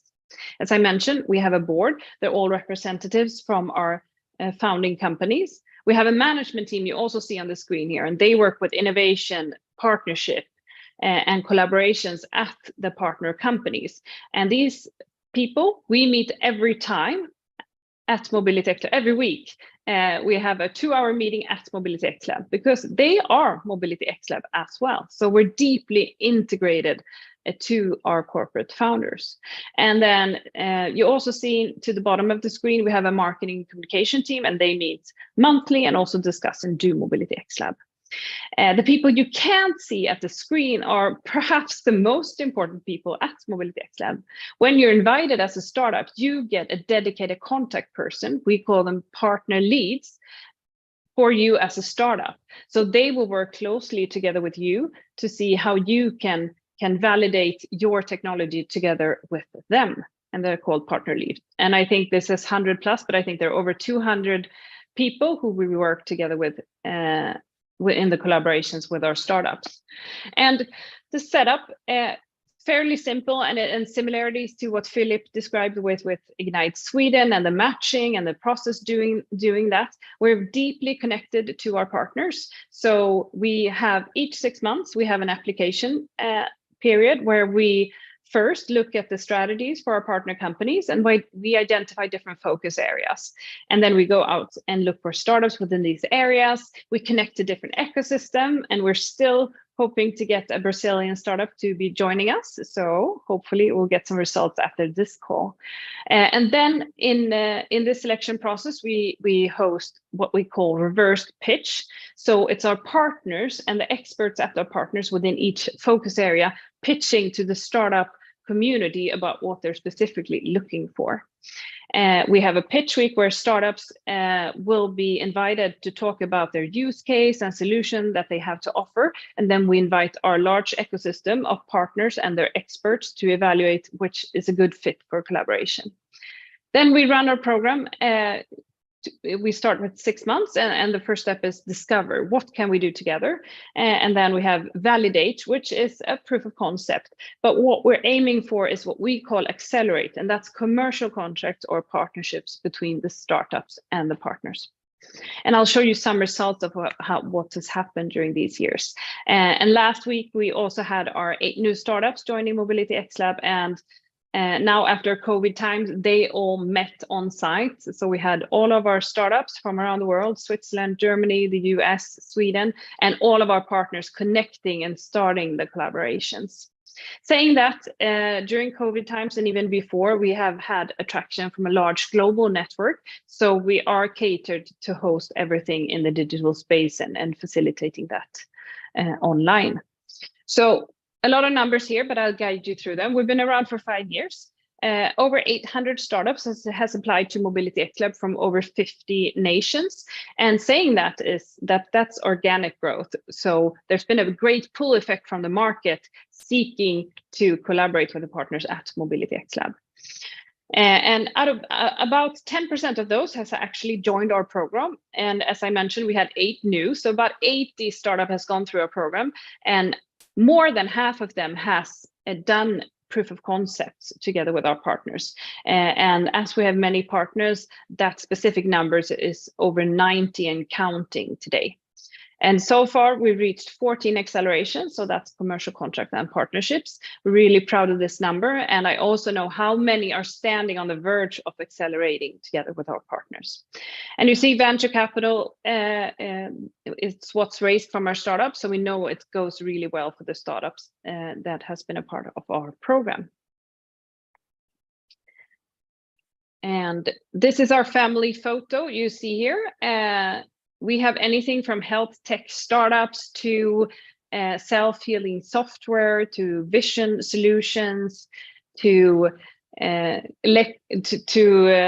sustainable tires for electric vehicles. And the startups come from Canada to India and in between. So we don't have specific regions that we say that this is what we should work with. We want to work with the best startups that fit the partner needs. So as I mentioned, hopefully we'll get some Brazilian representatives on here as well.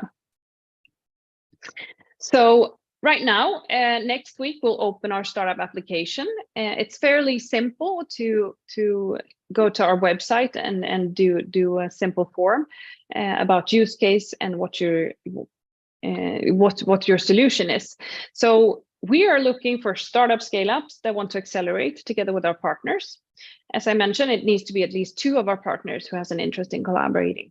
And by collaborating with us, I mean, our partners are global partners, so you get an access to the automotive, transportation, future mobility industry. It's right here. You get access to that. And also, it's very important for us that solutions are sustainable in this new world we're living in. As I mentioned, MobilityXLab is not for profit.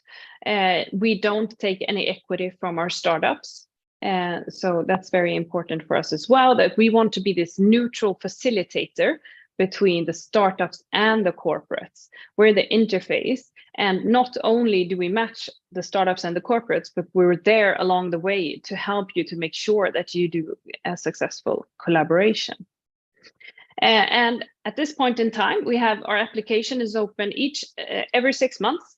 And this time we identify 4 areas, which we're more specifically interested in learning solutions about. So it's connectivity, electromobility, sustainability, and autonomous enabler. And as I mentioned, each 6 months we do a strategy work with our partners and investigate what we should select for that time. And to kind of get into the grips of, so how do I connect and how do I understand more what you're looking for? There are a few things you can do. We have a newsletter you can sign up to and you'll get the latest news. We have info sessions. We have these reversed pitches, which are really, really great to attend because then you'll get the partner experts within each area to explain what more specifically they're looking for. You'll also get the opportunity to ask them questions. And we'll also have info sessions that you can take part of to kind of get deeper into how the process works, what are we looking for, what's success, and so on. And I also have a colleague, and you'll get his contact details soon, Victor Johansson, and he's great to connect to. He's our tech scout. So if you want to also find out, is this a great fit for me? Can my solution fit to the needs of the partners and so on, and also other ecosystem players? He's great to connect to understand if it's a good fit or not. And then we'll launch our application on our website, and the deadline is 20th of March. So fairly easy application to fill in. Connected to Victor, attend the reverse pitch sessions where all our partners will tell you more specifically what they're looking for, and our newsletter. Then you get all the good bits of what's going on at MobilityXLab. Here you have Victor and his contact details. You can also find him on our website. You can also find him and me on LinkedIn. So happy to connect. And as we mentioned, we're opening our application to MobilityXLab soon. With that said, to finish off, I want to say we are working to be pioneering the future of mobility. And the future is not about the large winning over the small. It's not about the fast winning over the small. It's not about the fast winning over the slow, but it's about the smart collaborating together to be winning together. Thank you so much.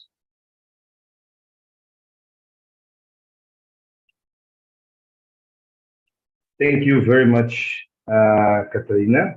As I am waiting for our audience to send some questions, let me have a first one here. So within this program, you support the startups in the automotive industry, especially to connect also with great industry partner and develop the technologies. One question looking at international startups, whether Brazilian or from anywhere else. The first thing that comes to our mind is, okay, there's a great opportunity. I want to enroll to that. If I am accepted, how does it work? Do you have any, is it fully presential in person? Is it a kind of a hybrid process? Is there a virtual process? And of course, if I'm willing to participate in such a program, I'm also willing to go to the country that I'm participating on an acceleration program that's at least expected for them.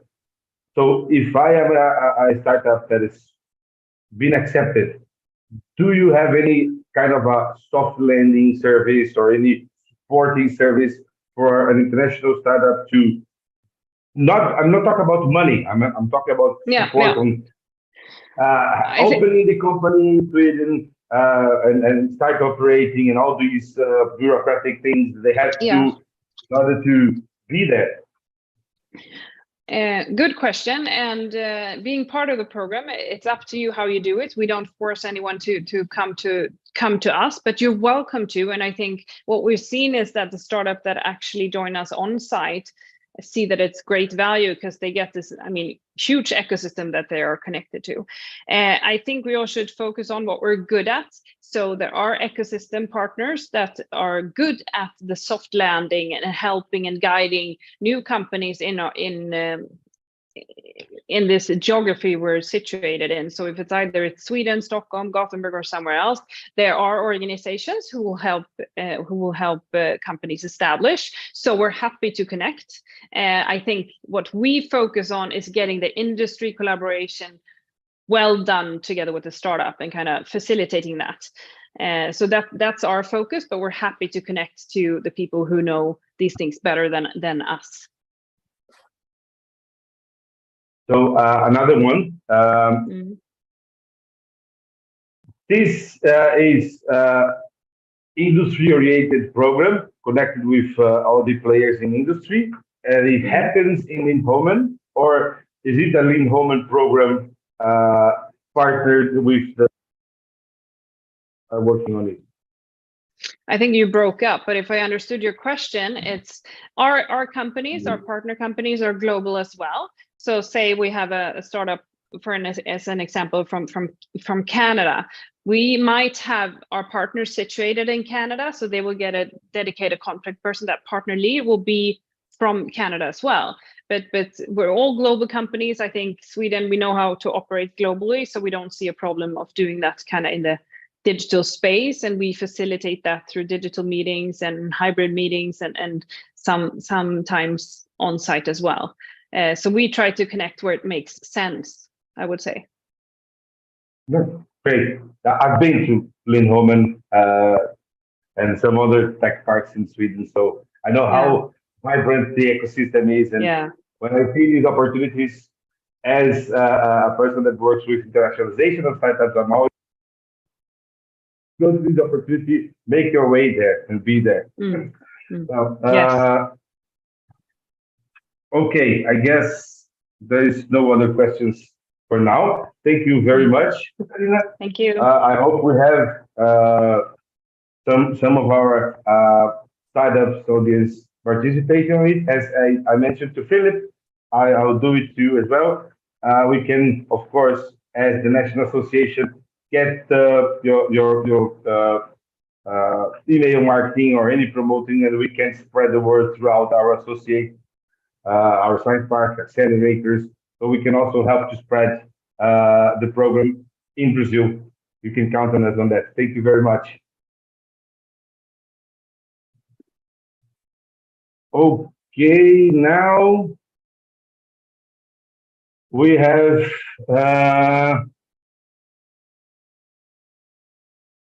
from Thing. There he is. Magnus, thank you very much for your time and for joining us.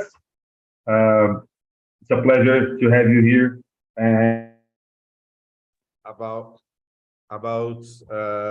Sting and the excellent work that you guys do with startups in Sweden.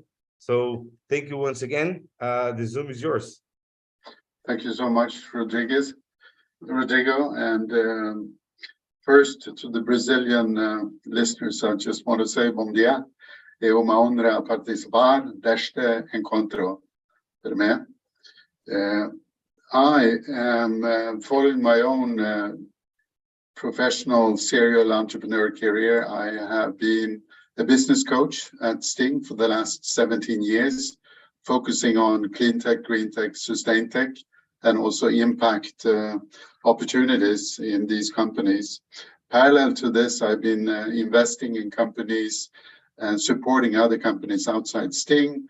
And I have also been supportive in developing BGI in Lisbon, where I am the chairman today. And BGI are sourcing companies throughout Europe and Brazil. So there has been a lot of contacts before for me with Brazil and the ecosystem also outside Sweden. I've also been supporting National University of Singapore's entrepreneurial education program for a number of years. But that's not what I'm going to talk about. I'm going to share the screen and go to presenting the Sting story, if you like. If that's possible now, can you see the full screen presentation, Rodrigo? Yes, we get. Yeah, okie doke. Excellent. Thank you so much for this opportunity. I realized that some of I'm going to say has been said, so I'm going to be fairly quick. But I talk about Sweden sustainability, which is my focus area, and Sting, and how we have participating in developing the ecosystem in Stockholm and in Sweden. So you have seen that Sweden is quite far in terms of innovation and been ranked very, very high from a number of different organizations, which Marie-Claire also explained. This is actually more or less the same picture, that Stockholm as a city is ranked very, very high in many of these types of evaluations and surveys. And so I'm happy to be in this interesting hub, Stockholm.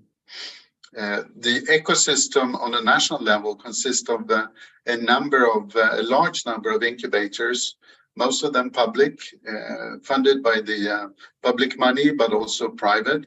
There are a number of science parks. There are lots of early stage financing possibilities, both public and private. And there is a growing number of angels and super angels, networks, VC firms, CVCs, and family offices. And there are also, as Marie-Claire explained, a lot of these very, very successful entrepreneurs who have now become large investors into the ecosystem and supporting the next generation of new scale-ups. Also, what we've discovered or seen is that Sweden is really taking the lead in various type of impact development. And every 7th startup in the last 10 years is counted as an impact startup. And also shown by Marie-Claire, the Stockholm in nominal counted is actually the place where the highest volume of value of investment has taken place since the last 7-8 years. Stockholm tech ecosystem is interesting because from a long time ago, there has been a very close cooperation between education, with meetups, with events, with co-working incubation places, and organization with the media, with public support, angel networks, public and private capital, and corporate investors, which have created unicorns, yes, but also a very, very vibrant ecosystem and environment. And Sting has for many times taken a lead in creating new components into this ecosystem, which I will come back to. So Sting, what we are. Well, our mission is to provide business development support and investment to high potential tech startups that are addressing very important challenges or problems in society and industry. We do it in order to increase the chances of success for these companies. Obviously, not all of them make it, but we have a very high ratio of almost 70% of the companies we support to continue to grow and become successful. What is Sting? Well, we're independent and we're a non-profit ecosystem for the tech startup. And we are and the leading incubator and accelerator in the Nordics in terms of volume, in terms of components, in terms of track record. We're owned by a non-profit. We are non-profit. We're owned by a foundation and KTH Holding. And our business model as such is the startups pay a success fee consisting of a fraction of the ownership. and we convert it eventually, and we sell the shares, and this becomes part of our funding. So somewhere between 10 to 20% of our funding is actually success fees coming from the companies. Other than that, we're funded by public, in particular Vinnova, which is the agency of innovation, and then the rest is private funding. We run more or less 3 core programs with different lengths. We have an Incubate Deep Tech program, which is up to 24 months. We have our Incubate program, which is typically 12 months. And we have the Accelerate program, which is 4 to 5 months, depending on when during the year.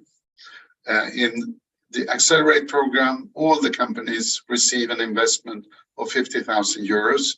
And in the other 2 programs, it's an opportunity and based on an evaluation. To the companies, we provide business development support in terms of coaching. We meet them every week. Financing support and readiness. We have a funding arm, Propel Capital. We work a lot with team development because this we see is one of the most important elements of success. We work with PR and media. We have a large network of partners and networks. And we have we have office space and a number of co-working spaces, which we either started ourselves or cooperate with. The focus sectors are in Incubate, it's sustain tech, which is more or less everything within sustainability. We work with health tech, a lot of the digital, but also medtech solutions. We have an accelerator program, which is primarily for digital solutions, but also merges in within sustain tech, health tech, fintech, insurtech, etc.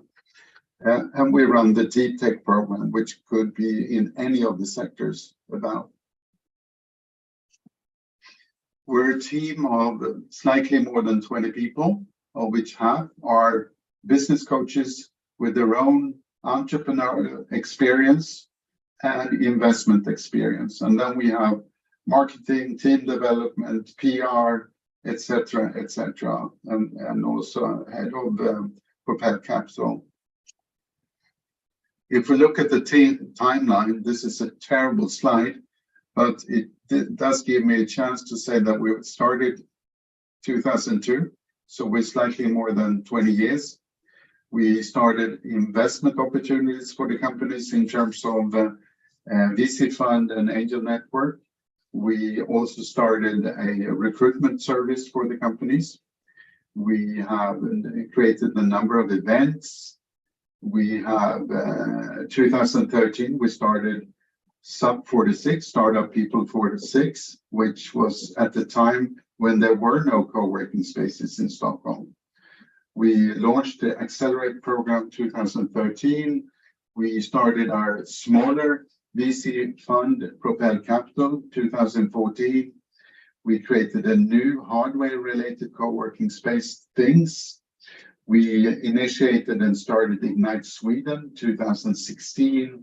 We started a health hub, and we started a new incubator within bioeconomy, and so on. We have main partners from the public, from the academia, and from the region. We have a number of service partners that provide services to our companies and actually pay us in order to give our companies discounted services. And we have entrepreneurial partners like Things and Sub 46, Ignite, etc. So how do we support our companies? Well, we have pretty tricky selection criteria. We select about 5% of those who apply to us. And it's the traditional business idea, customers, growing market, etc. So we have between 400 and 600 projects per year that we evaluate, and less than 10%, as I said, are accepted.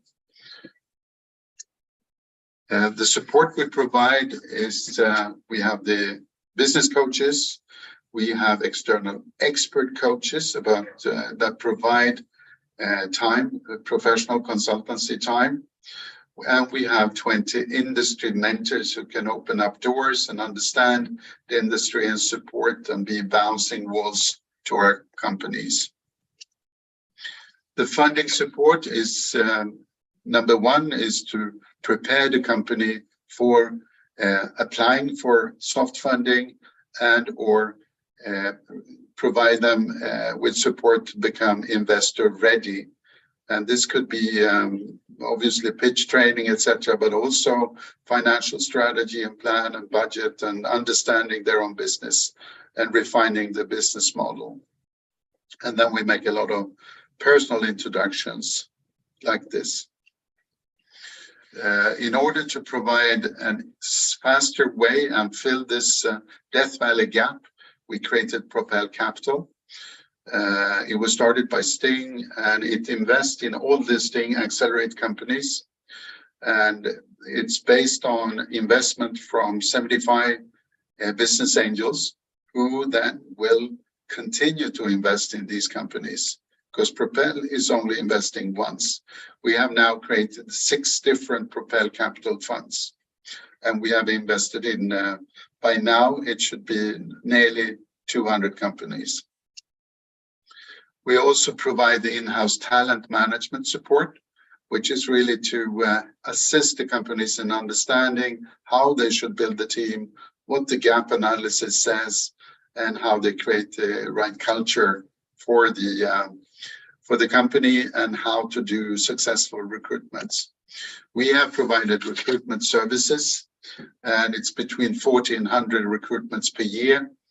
And we have thus created a very large database of people who are willing or interested in working in startups, which is kind of hard to find people. We also provide access to communication and marketing in order to make the companies self-sustaining, understanding the importance of marketing and become a master and actively work with these channels that are available. Business connection, I mentioned, and the community.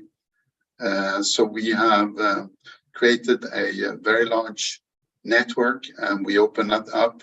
We also obviously work with Ignite Sweden as we started it, which have been extremely valuable and helpful in order to reach the corporates. And then we also work with international investors. So we're building long-term for results. So what are the results? Just going to move this panel of you over there. So by now we have supported roughly 400 companies. And as I said, about 70% of them are thriving. There is a number of companies that are discontinued or dead. And then we have the living dead or changed the idea and became consultancy companies. There's also a white digit of those companies who were acquired or merged, and thus pretty hard to follow. The combined revenue of all the Sting companies is now up to 356 million euros. 51% of this is export revenue. The employees, number of employees is 3,500 people, of which 36% is women. They have attracted public and private financing, roughly 200 million public and 1 billion private capital raised. The company valuation at the end of 2021, we're still waiting for the last digit figures, was 2.35 billion euros. And the gender balance, which is very, very important to us, we have worked pretty hard with that. And we now see that in terms of female co-founders, there are 61%. Mixed gender teams is 64%. And Propel Capital invested 60% of the investment has been made in companies with female co-founders.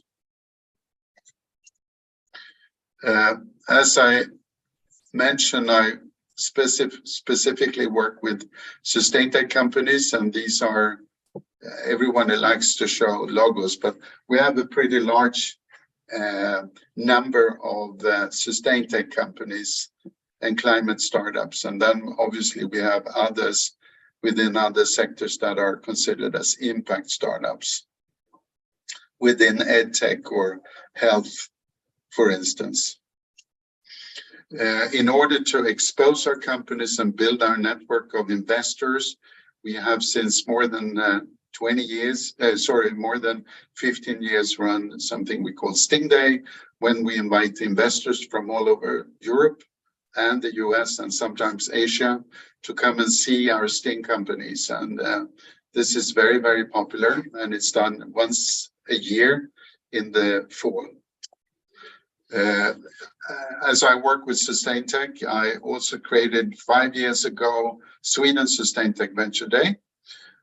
So I've been running that, supported by the Swedish Energy Agency, which has been an important element of getting the focus on the industry, raising the investment willingness from investors, ensuring that there are more funds raised, and promoting Swedish solution internationally, and supporting the sustainable companies that we see. And this is for scale-ups and mature companies. And this year, it will be May 31st in Stockholm. We have recently, together with Ignite, also launched the Swedish Climate Startup Map, and to get a view on all the companies that are perceived as being within climate and who would have a very positive climate effect. And this is done in cooperation with Ignite and a few other of the incubators in Sweden. And it has shown a very good resonance in PR. And last but not least, we have just made a decision, supported by Vinnova, that Sting will work in very focused to create 100 more Swedish climate startups within the coming 4 years in Sweden. So this is a new initiative. And finally, again, just to boast a little bit, we were awarded the best accelerator worldwide last year. So obviously by the Global Startup Award organization. So we're proud of that. And that ends my presentation, hopefully within time. Thank you for listening. You are muted, Rodrigo. Oh, sorry. Thank you very much for the presentation, and congratulations on the award. Very, very, very significant one. Before I go to questions for you, I really need to jump straight to Christopher, because we are a little bit late, and he also has some schedule, so I need to go straight to Christopher, and then we come back with the closing Q&As. It's okay for you, Magnus? Yeah. I'm happy with that. Yeah, thank you very much. And Christopher, no more time wasting. I just want to thank you very much for joining us. As mentioned, Christopher is a Swedish investor, working especially with sustainability investment and the goals. So he will talk about deals and sustainability investments. Christopher, thank you very much for joining us today. The Zoom is yours. Thank you, guys. A quick words about me. I've written 2 books, one on multi-billion-dollar deals and the other one on how to forecast government budgets. I'm both a private investor, but I also invest through mega deals, a combination of SaaS and sustainability. In the last few years, mostly sustainability. And I want to first touch upon something that we address heavily, because we're kind of an unusual vehicle. We're investing and working with scale-ups in the sustainability space, and they often have, and this is also relevant to some SaaS companies, some other industries, but we are primarily doing work and investment in the sustainability space. So often you find that the deal making in these sectors is cross-functional and cross-hierarchical. So you need to anchor the deals with a lot of people on many levels. And also the offerings are relatively complex. Often in the sustainability space, it's not an app. It's a combination of hardware, software, and services, maybe even project financing, land leases, etc. So relatively complex stuff. And our typical cases are entering into a complex environment on the customer side. When you have these four, you inevitably have what we call a rainmaker dependency. So you could also call it an expert dependency. So most of the companies that we deal with, both as an advisor and as an investor, have a dependency on expert, and they can't scale with normal salespeople. So what you need to do instead, when you can't scale easily with normal salespeople, you need to delegate anything unnecessary from the key people. You need to scale the key people with content and marketing coverage to exactly the companies you want to sell to. And this is even more dramatical when you sell across many countries. Then you typically have a severe problem around this. And the consequence is normally that you end up in what we call the calendar problem. So these key people, typically maybe 1-2 founders, one other person, they are blocking the scaling because they are needed to close the deals. So you need to take away anything unnecessary from them. You need to scale them in content and marketing coverage. You need to learn the team play around how the large deals are done optimally, and also some individual skills. And we often say that companies need to move from a very analog way. This is Bora, one of my colleagues. He used to run sales in many countries for American Express, and he felt like he was a bit like Bruce Willis in Die Hard, fighting. Sorry, some hang up in the presentation. So he felt like Bruce Willis in Die Hard, where he was fighting a terrorist organization on his own.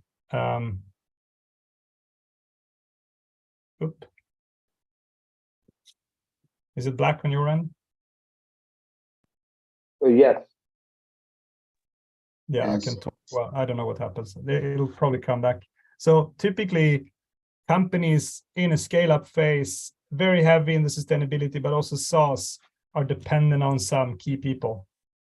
And this makes it possible, very hard for them to scale internationally in particular. So you need to work in a different way. So we are both a working method and an investment company. I don't know what's going on with my presentation. Well, I tried to do it verbally while waiting. There's something wrong here. So we also have some normal clients. So we work with HP's 30 largest clients worldwide. We work with Tata's big clients in US and in Europe, etc. But those are more like fun gigs. Our primary targets are scale-ups, so not startups, but scale-ups. Then you typically want to go into many countries, and this problem becomes even more urgent. Sorry for this.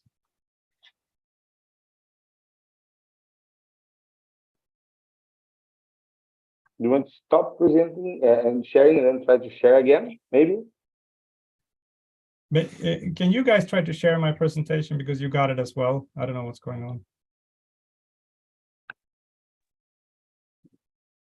Yeah, I can try it. Just a minute. You can probably override my sharing.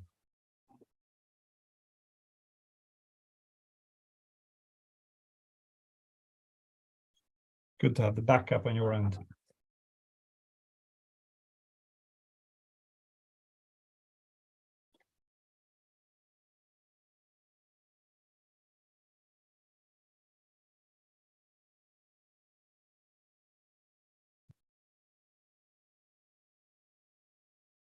Is it working?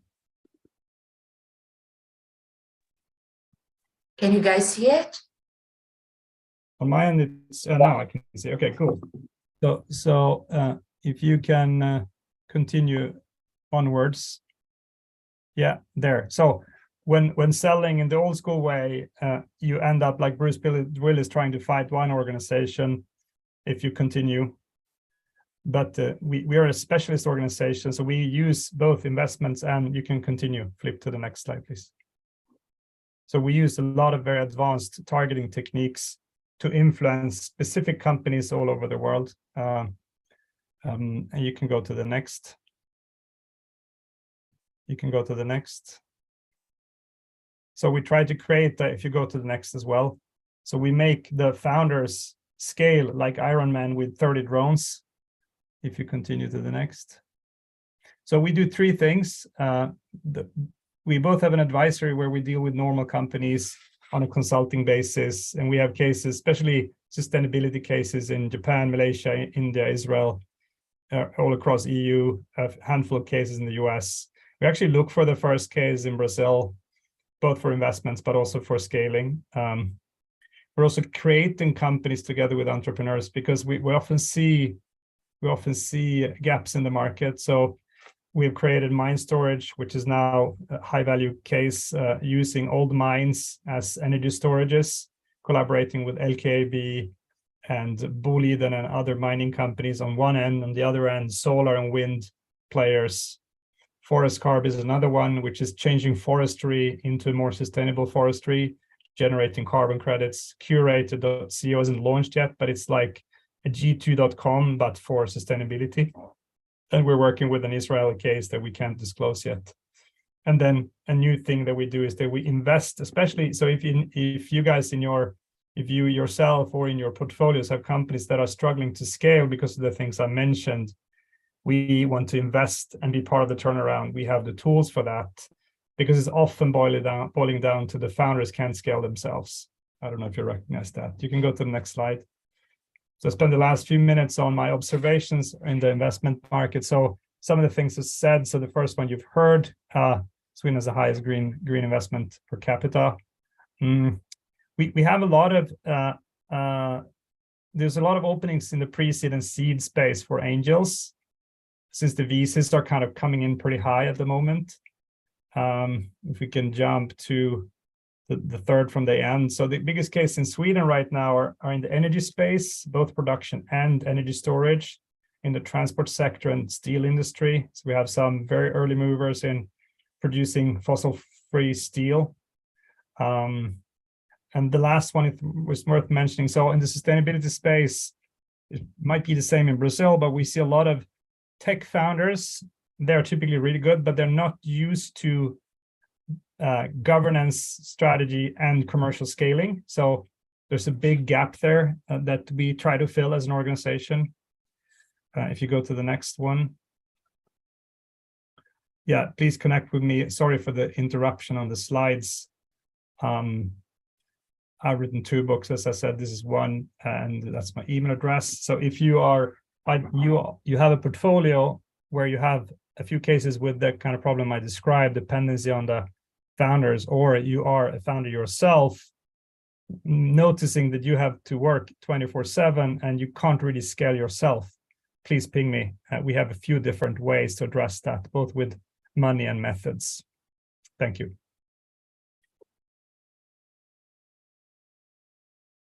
Great, Christopher, thank you very much for these insights. And sorry? Yeah, sure, of course. Well, if you have any questions for Christopher and also Magnus, please write in at the chat in YouTube, and I would just have one question to Magnus first, and then I will go to Christopher. Magnus, you when we see the methodology that you work with 3 different aspects of programs you have, the incubate and then the accelerator. And do you work with all moments and even early stage process as well, from like an early TRL going out of a research in the university that might become a business, or you will try to focus more on a pre-business kind of a prototype technology startup when you're working with them? Right, I understand your question, and it's a matter of the timing. And the three programs are three programs because different type of solutions or companies have longer or shorter time to market. In the Accelerate program, which is primarily web and app and fast-moving technologies, we would not accept the company unless they have just launched the solution. So the program is there to tweak and change, and in order to increase traffic, increase conversion, etc. The incubate is longer because there is a time to market that takes more time. There are more challenges. There might be hardware technology development and team development, etc. And the deep tech program is twice as long because it's really more research close, and it's development, and there are certification times and wait time. So we need more time, and it's very much more complex technologies that have a longer journey to commercialization. But your original question is, when we start, if it's a company or an idea that comes out of the Royal Technical High School, KTH, there is an organization within KTH called KTH Innovation, which is sort of a pre-incubator. And they will support the early stage, and we will take on after this, if it's a company that we believe in and which fits our purposes. But we go in early and we try to focus on fast development. Time to market is one of the best competitive edges a company can have, and then support in building the prerequisites so they can really continue to grow and stand on their own feet when they leave us. Okay, thank you. And taking into consideration that we are an association of incubators, accelerators, and so on, so sometimes sharing knowledge is interesting as well for our audience. We have some managers of these ecosystems in here as well.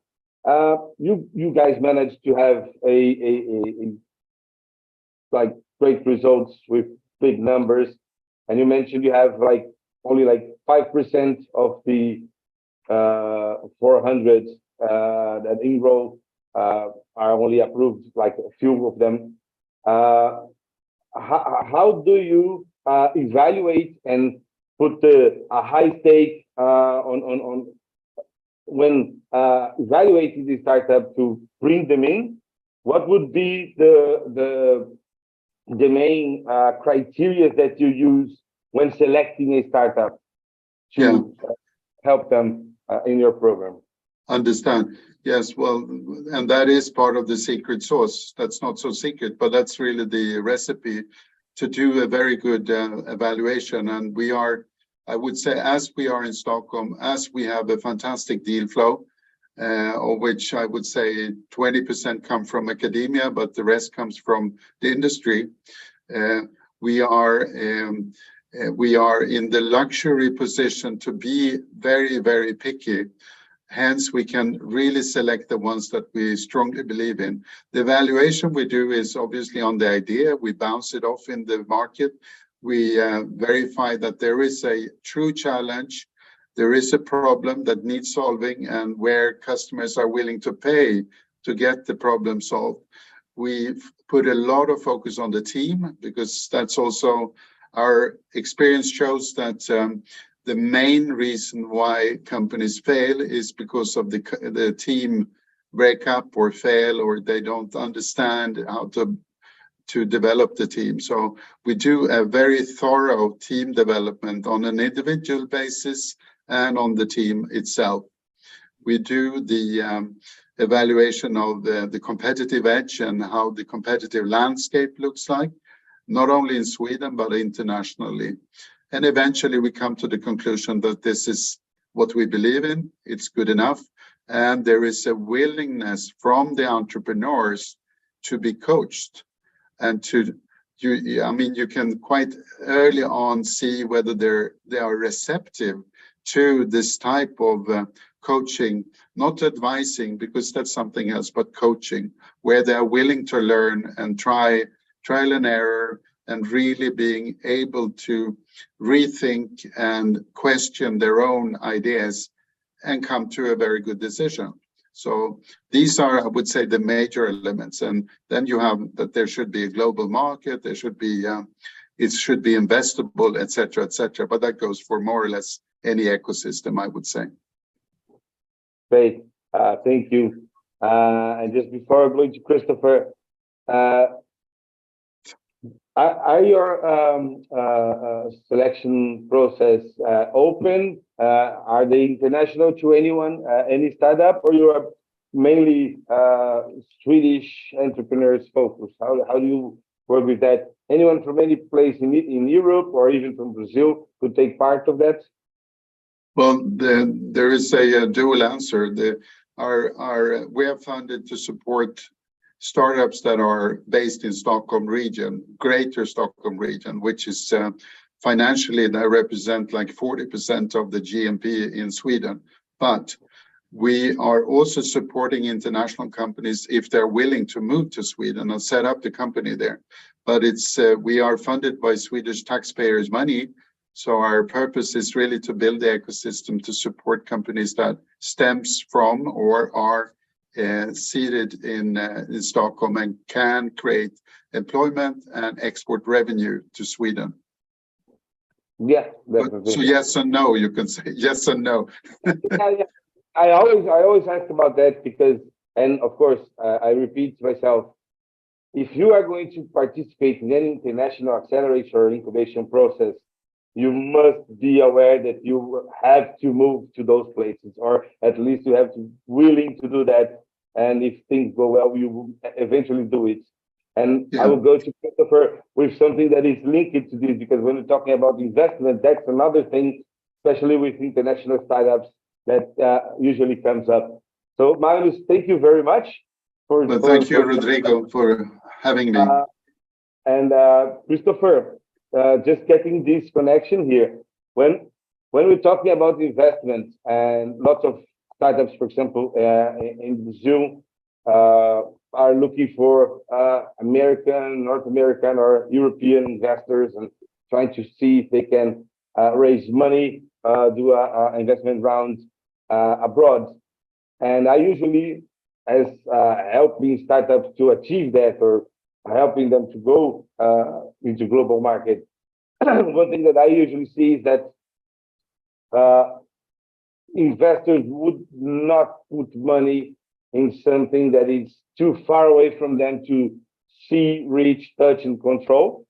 And for example, for international startups, and if you are doing a venture building process, that part of your services also are in venture building. And how do you look into these international companies and as they are growing and searching for money? How does it work if you find a good startup and but they are too far away? Would you take them into bringing closer? How does it work with international startups that come to you? We are very niched in our approach. It's sustainability and with larger deals with their customers. So we have like a very, it's a big space, but it's very, very precise. So, and thanks to that, we can be more international. So we already deal with companies in California, Philadelphia, Boston, and Europe, Israel, and also as far as Japan. So for us, it's we rather go very internationally but very particular. So very heavy on new like energy storage, grid optimization companies, energy trading platforms. So very heavy on energy, green energy and the energy transition, but also some other niches within sustainability. And these cases are like day one global or more or less. So and they typically sell to very large players. So that's kind of our niche, that like large deals meets sustainability, if you want. So we are less focused on geography, more focused on that match. Right now we're quite obsessed to have the start cases in. So we have already parts of Asia, Europe, Israel, and North America. We have nothing in South America, and Brazil would be a perfect place. So any sustainability companies they have a proven concept, but it's dependent on the founders typically. I want them. Yeah, that was going to be my next question regarding the evolution on maturity and technology, but also on overall the company maturity, the entrepreneurs, the team, and everything. That crossing with investment tickets. What is the perfect moment, let's put it that way, in the maturity development to approach a company such yours, and what kind of a average ticket we are talking about when you guys jump into a company? Right. So the phase, we're kind of good in two phases. Either when you have 5-10 first clients, so the case is kind of proven, but you haven't really scaled beyond the founders. That's one perfect timing. The second perfect timing is actually more when they recruit a lot of people, but they couldn't get it to scale. So they have burnt a lot of capital. They went up with a hype and the valuation then plummet and fall down significantly. So they're more or less like a secondary position or like a turnaround case. That's our second good timing. We want to make a good deal, obviously. So we're either coming in early or after. And you see a lot of companies that have the dependency on a few people. They don't realize it. They think they can scale with salespeople. So they waste a gazillion of dollars and then they end up in a trap. So since we can do that turnaround, that's a second phase for us. And ticket size is very concrete. It's more or less always in the space of $1.5 million ish. And we sometimes do it alone, sometimes with others. Others also like us involved because we have a machinery. We're not just money. We have a marketing and sales machinery that even Microsoft and HP are buying on a global scale. So we're kind of vetted with a very high competition, but we're predominantly use it to scale companies that we have shareholdings in. But we also do it on a consulting basis now and then, but it scales better when we are a shareholder. Yeah, definitely. Coming back to industries and areas of investment, you mentioned sustainability, of course. The decarbonization is a big thing. The zero carbon thing going on all over Europe and some other areas. We have a big market, big issues regarding sustainability in Brazil. You're all well aware about that. But also there is one thing that is coming up, which is like the green hydrogen and all this energy coming out from hydrogen. And how do you see these markets developing? How is that positioning in Europe, and how do you see that globally? And are you guys looking to those things as well? Like Magnus and a few other fellow Swedes mentioned, one good thing about Sweden is that first of all, Europe is pretty proactive in this space, but Sweden is within Europe very proactive. So our home market is, like Magnus also said, it's very small, but it's a good test bed. So we even have one case from Israel where we're right now negotiating a deal where we will actually place the headquarters in Sweden, because then we and the R&D is kept in Israel, and that makes the company classified as EU based. So then we can reap the benefits of a very early adopter market. So much like you saw in software, a lot of headquarters are placed in New York or Silicon Valley. Now headquarters can be placed in Stockholm. We have very, very favorable terms for taxes, etc., for company taxes, and it's a good early adopter market. So it's very good to have a commercial headquarter in Sweden, even if you are born in Brazil, because and Sweden has also a pretty reasonably good like reputation since we have a long history of export. So there's one company, it's a Spanish-Swedish company. They're very successful. They've done the same. So they went to Sweden as an early adopter market, and quickly they could sell to big utilities, etc. It's one of the companies that we deal with. Well, yeah, definitely. I totally agree with that. Especially with niche, high tech, mature, very mature markets, you should try that. Yeah. Like in software and internet, Silicon Valley is super mature. In sustainability, Sweden is super mature. So I think it's a good both for export, but also as a commercial headquarter. Yeah, it's the high level competitive makes you better. Yeah. Okay. There's actually a lot of Brazilians in Stockholm. Yeah, I know. It's a big Brazilian community. Thank you very much. I'd like to thank all my kids are doing Brazilian jiu-jitsu. Sorry? All my kids are doing Brazilian jiu-jitsu. Oh, that's good. That's good.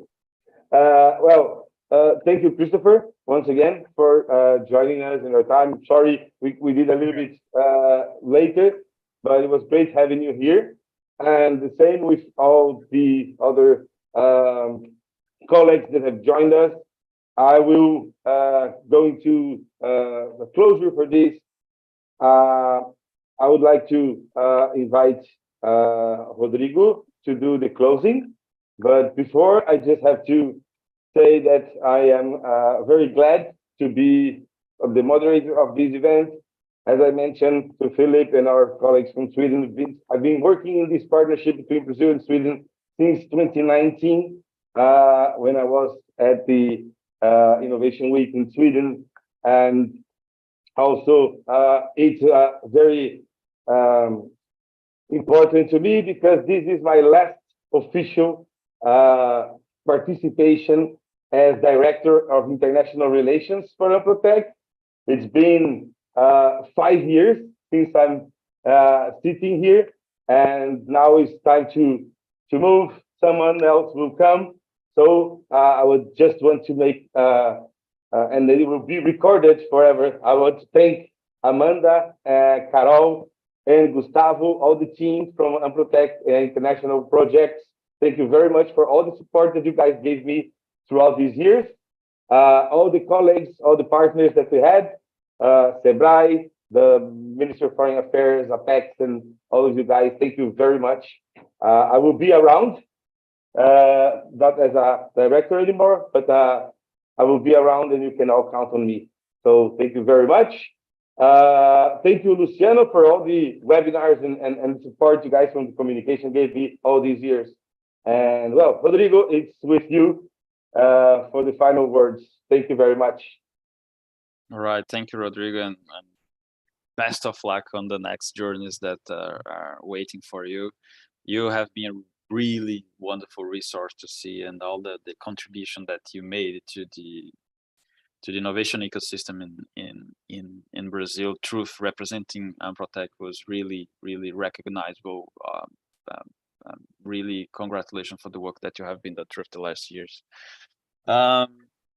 As my closing speech, it is just a quick one because we are advancing on lunchtime here in Brazil. So thank you very much for all the speakers. Thank you for sharing your knowledge. Thanks for putting your contact and your institutions available for the Brazilian companies to reach the shortcuts and how to reach the Swedish destination as some international destination for their internationalization. It brings a lot of light for the entrepreneurs that are seeking for markets such as Sweden, or as they see Sweden as a platform to go global. So this, again, it is something, knowledge sharing is something that I value so much, because it increases somehow our productivity. I don't need to spend my time and money as an entrepreneur looking for something.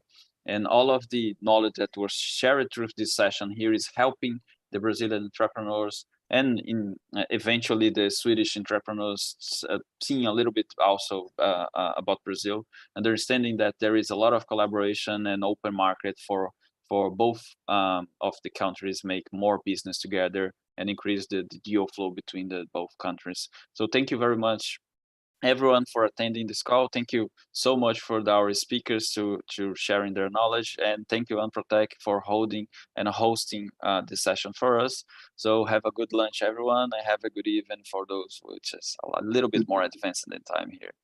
See ya. Yes, thank you.